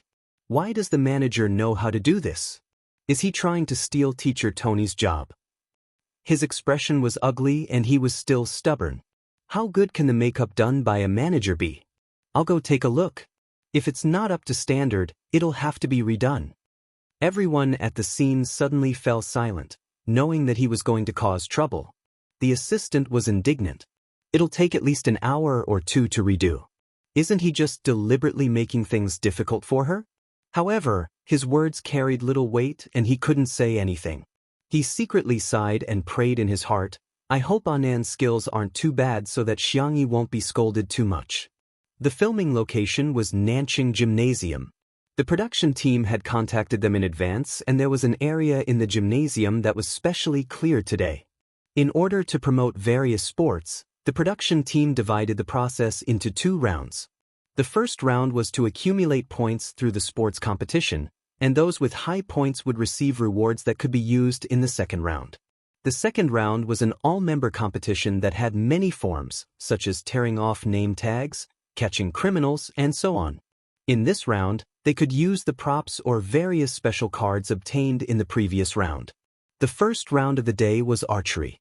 In order to make it more interesting, the production team used the method of drawing lots to choose different bows. There were professional recurve bows and cartoon plastic bows for comedic effect. The filming had yet to begin and the scene was chaotic and noisy. However, it was almost effortless to see Xiangyi in the crowd. The young girl's hair was permed into an egg curl and she wore a large red bow on her head, which made her milky white face look even more exquisite. At first glance, it looked like she was barefaced, but in fact, she was scheming. The base makeup was clear and flawless, and the eye makeup was delicate and gentle. There was no heavy makeup on her red lips, but it highlighted Xiangyi's good looks very well. She was unbelievably beautiful. The assistant director was stunned. He had never seen Xiangyi in person before, and the shock he felt at this moment was immense. That face seemed to be born for the camera. Every move was casual and lazy, but it was captivating. Coincidentally, Su Tumi and Sister Yen also came over. Due to Su Tumi's status, the staff nearby hurriedly took the initiative to greet her.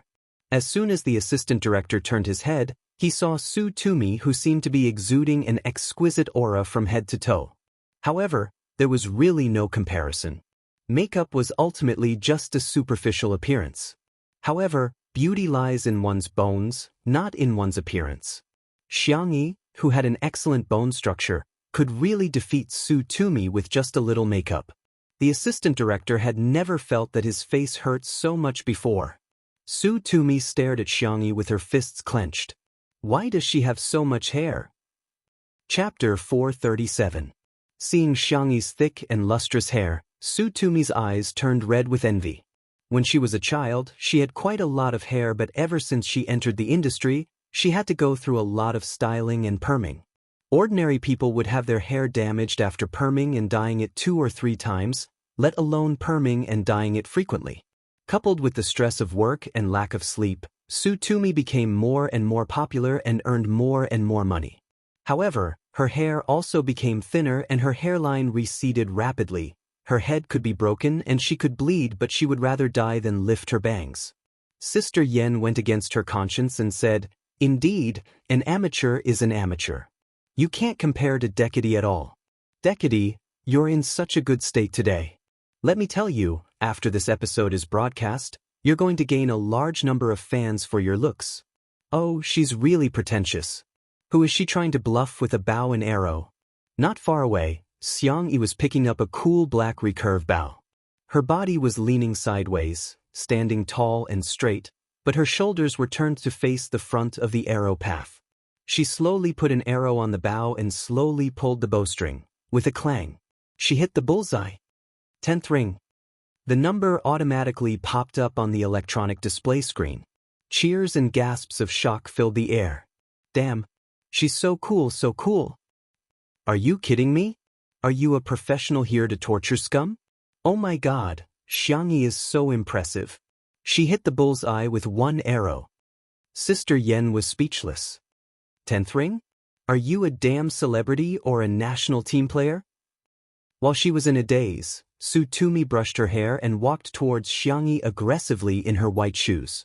By the time Sister Yen reacted, Tsutomu had already walked towards Xianxia, scaring her so much that she broke out in cold sweat. Although Tsutomu was a troublemaker, she was very disdainful of scheming and scheming. She didn't put on airs either and often added everyone on WeChat. In Sister Yan's opinion, she was a little too arrogant and silly. Hence, she often played some tricks openly and secretly. On the surface, she deliberately asked for the mission card in advance today. On the surface, she secretly bribed Xianxi's makeup artist and stylist. If they got into a conflict in public, it would be bad for public relations. Sister Yen hurriedly chased after her. Xianxia tried the bow and found that it was still there, so she put it down. Suddenly, there was a sweet fruity aroma beside her. Xianxia sniffed lightly and distinguished the smell of sea salt, sage, and persimmon. Bright and sweet. She turned around and looked at Tsutomu. Tsutomu's tone was aggressive, but the words that she blurted out made Xianxia stunned. What brand of shampoo are you using? Xianxia, ? And what's the brand of conditioner, hair mask, essential oil, and comb? Xianxia? In Tsutomu's eyes, her blank expression was a silent provocation. Hey, are you going to say that you don't take care of your hair at all? Tsutomu sneered. Do you think I'll believe you? Forget it if you don't want to say it. I'll find the brand you're using sooner or later. Xianxia. I forgot some of the brands. Let me look for online orders. Do you need a link? Tsutomu. Yes. By the time Sister Yen trotted over, she realized that the two of them had added each other as friends and were still discussing a topic that confused her. I'll buy it tomorrow. I think I can get 300 to 30 yuan. Sure, you can add on the category coupons and VIP discounts. You can save even more. Really? You're so good at math. Sister Yan's head was filled with question marks. Are you women who lack money? Chapter 438. Sometimes, the friendship between girls can really be described as magical. Clearly, they could call each other sisters when they met for the first time, and best friends who had been playing with each other for years would also let each other call each other daddy. Collecting and stocking up is a human instinct, and shopping is a woman's joy. Sister Yen originally thought that Tsutomu would get into a conflict with Xianxia, but she never expected the two of them to be so harmonious. Tsutomu placed a few orders and was satisfied. She blinked at Xianxia and said, If I have anything useful in the future, I'll recommend it to you too. Xianxia smiled and continued to play with her bow and arrow. Sister Yen hurriedly pulled Tsutomu to the side and said, Tumi, you have to be careful. What if she accidentally shoots you? Tsutomu said impatiently. Okay, got it.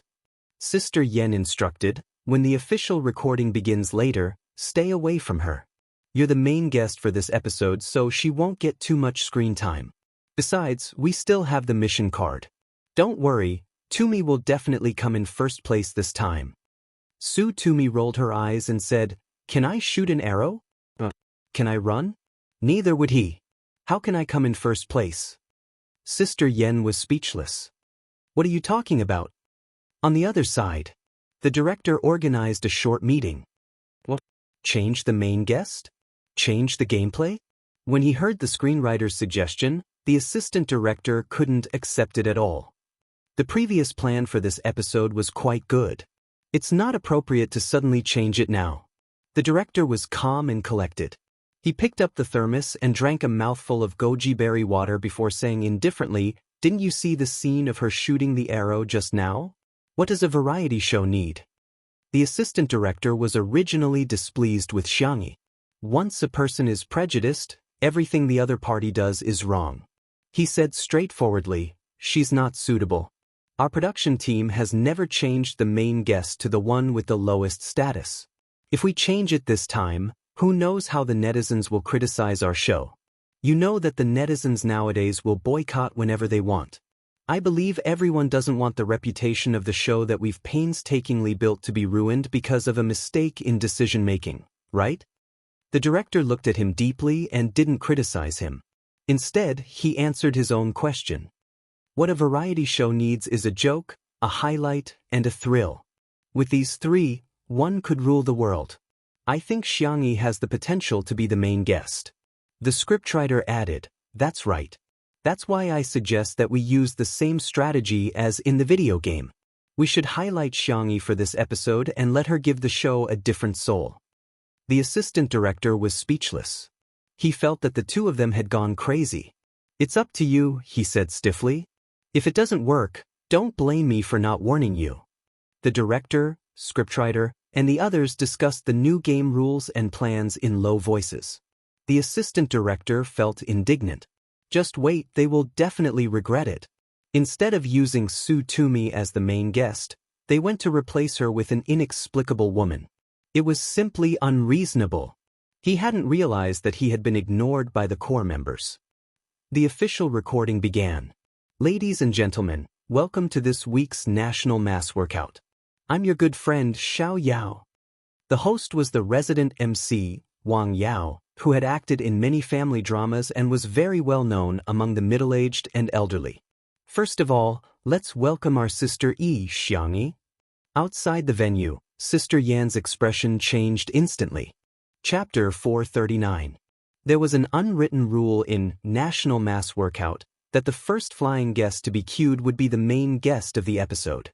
As the name implied, the main guest would have the most screen time, and even an A-list celebrity wouldn't mind less exposure. Hence, the main guest was a must-have for every episode. Of course, the program team had a high degree of freedom and could choose whoever they wanted.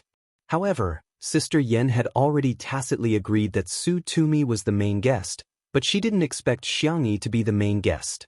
It was just like a cooked duck that had flown into the mouth of a detestable person. The several seniors invited for this episode were more relaxed and didn't intend to fight for it. Another popular young hunk and a popular web drama actress looked at each other but didn't say anything. Su Tumi yawned in front of everyone's eyes. Sister Yan was speechless. "Are you sleepy at this time? How can a child of your age fall asleep?" After announcing the guest list, Wang Yao announced the rules of the first round. They would first draw lots and shoot arrows according to the bow they drew. Each person could shoot 10 arrows, and the person with the highest total score would be in first place. "I now announce that the National Mass Workout has begun," Wang Yao said with a grin. Jokes aside, the people present were all celebrities and they couldn't possibly be as obedient as primary school students. Before they drew lots, everyone was chatting, drinking water, studying the target, and discussing the bow. It was a mess. Wang Yao complained incessantly, "Everyone, please cooperate with me. If you don't, I'll be fired." He had a humble character in National Mass Workout and was known as the host who couldn't control the situation in the entire entertainment industry. The netizens would always despise him while laughing. The variety show was quite effective. Xianxia took the lead to draw lots. Wang Yao asked mysteriously, "Sister E, what did you draw? Is it a recurve bow? I think you'll definitely look super cool with a recurve bow." "It's not a recurve bow, but it should be cool too," Xianxia said confidently, as if she had drawn a god-level weapon. In the next second, she picked up the only cartoon plastic pink bow and arrow on the scene and calmly pulled the bowstring. The girl stood upright and in a standard posture, but the more serious she was, the funnier she seemed. The director sitting behind the camera couldn't help but laugh out loud. The seated player had drawn a cartoon bow and arrow, which was a joke of its own. Soon after, the others also drew horn bows, crossbows, and hilarious slingshots. However, the most amazing thing was that Su Tumi had drawn the most professional recurve bow. The camera caught her dumbfounded expression. Su Tumi carefully picked up the bow and pretended to shoot an arrow. She raised her chin proudly and asked the person beside her, "Does my bow look good?" "Yes." Xianxia happened to be beside her. If you hold it like this, it'll look even better. She was at the back and raised her hand to help Su Tumi adjust the way she held the recurve bow. From a certain perspective, it seemed as if Xianxia was holding Su Tumi in her arms. The assistant director could not help but say, "What nonsense is Xianxia doing? Jun Han and Su Tumi should be the ones acting in such an idle drama." Director, the weather is really good. Screenwriter, drink more hot water. Assistant director? Is there something wrong with these two? Why are they not answering the question? A living person like him was talking. Were they deaf? Chapter 440. Little did she know that when the staff saw this scene, especially the girls, they wished they could shriek like groundhogs. Who would have thought that the combination of soft girl x sweet girl would be so easy to fall in love with? Did I make it clear? Xianxia asked softly. Su Tumi pursed her lips and said, It's all right. She pulled the bowstring and was about to release it, but Xianxia pressed her hand down. There was a warning in her eyes. You can't release an empty string, you'll hurt your hand easily. Annan was very good at makeup. He used a brush to gently brush some blush on the tip of Xiangyi's nose, making her look rather pitiful. With such a beautiful face, even if she was a little fierce, she would still be unbelievably beautiful, making it impossible for others to get angry at her.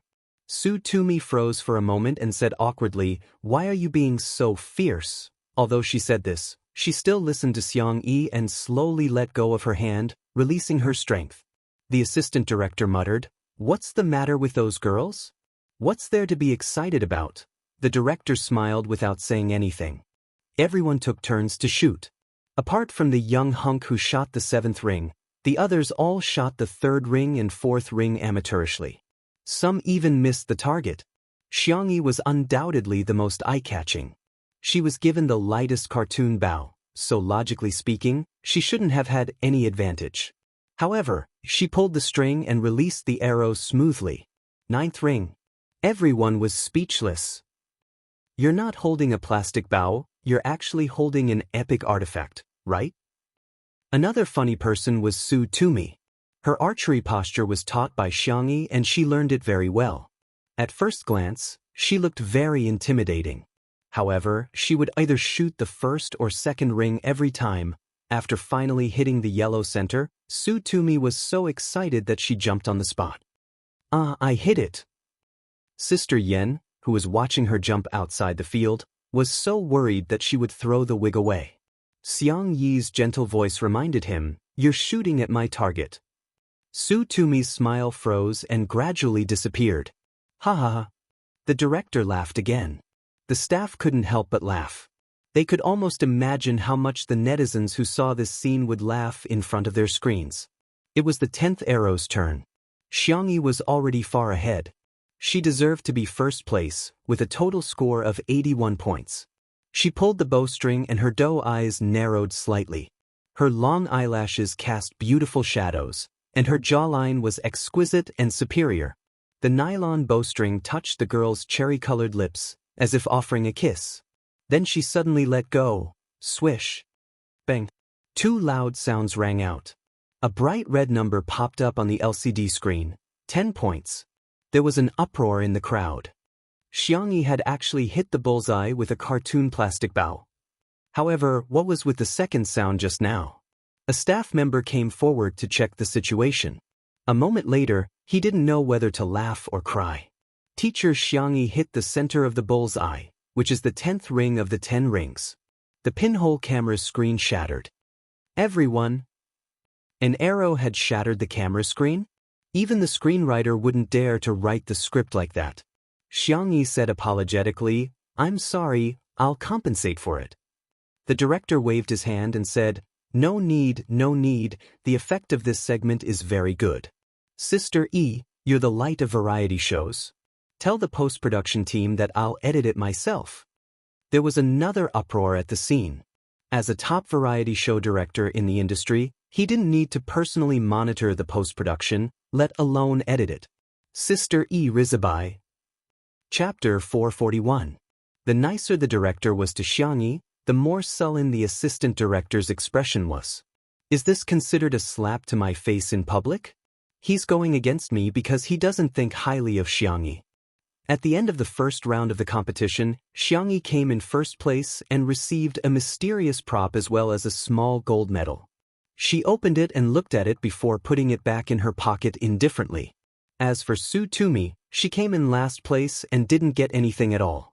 She might even be scolded by the audience when the program is broadcast in the future. At the thought of the anti-fans who called her bald previously, Su Tumi felt extremely aggrieved and she became listless like a frosted eggplant. All of a sudden, a golden figure appeared in front of her. "This is for you," Xianxia said casually. She was usually very tolerant of good-looking people. Besides, Su Tumi looked like she was about to cry. Be it because of her upbringing or because she was obsessed with good looks, Xianxia couldn't remain indifferent. Su Tumi sniffled and asked in a childish voice, "Are you really giving it to me?" Xianxia nodded. The truth was that she left in a hurry today and forgot to bring some candy. She felt a little regretful that she couldn't use her ancestral skills to give out candy. Su Tumi glanced at the medal, looked at her toes, and glanced at the medal again. She did it several times and vividly expressed her desire to take it but was too embarrassed to do so. Xianxia seemed to have seen through her and stuffed the medal into her hand. "I'll go pull out the arrow." Su Tumi stared at her back in shock.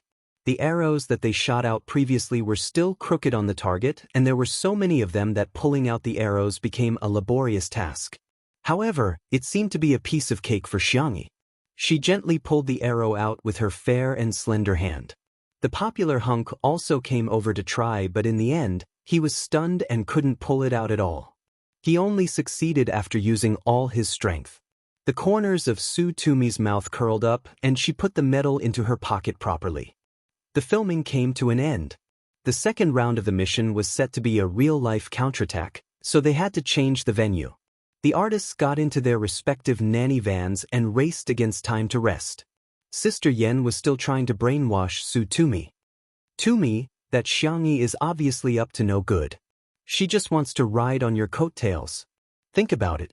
If a man were to do the act of gifting a gold medal, wouldn't it be greasy? Don't tell me she's trying to set herself up as the alpha leader or something. Don't be fooled by her." Su Tumi fiddled with the small gold medal. The props made by the production team were quite exquisite and it seemed to be made of real gold. She said absent-mindedly, "Don't you think she and I are fated? Sister Yen?" "My anti-fans scolded me for being bald. Her nickname is Rabbit. Look, this is simply fate."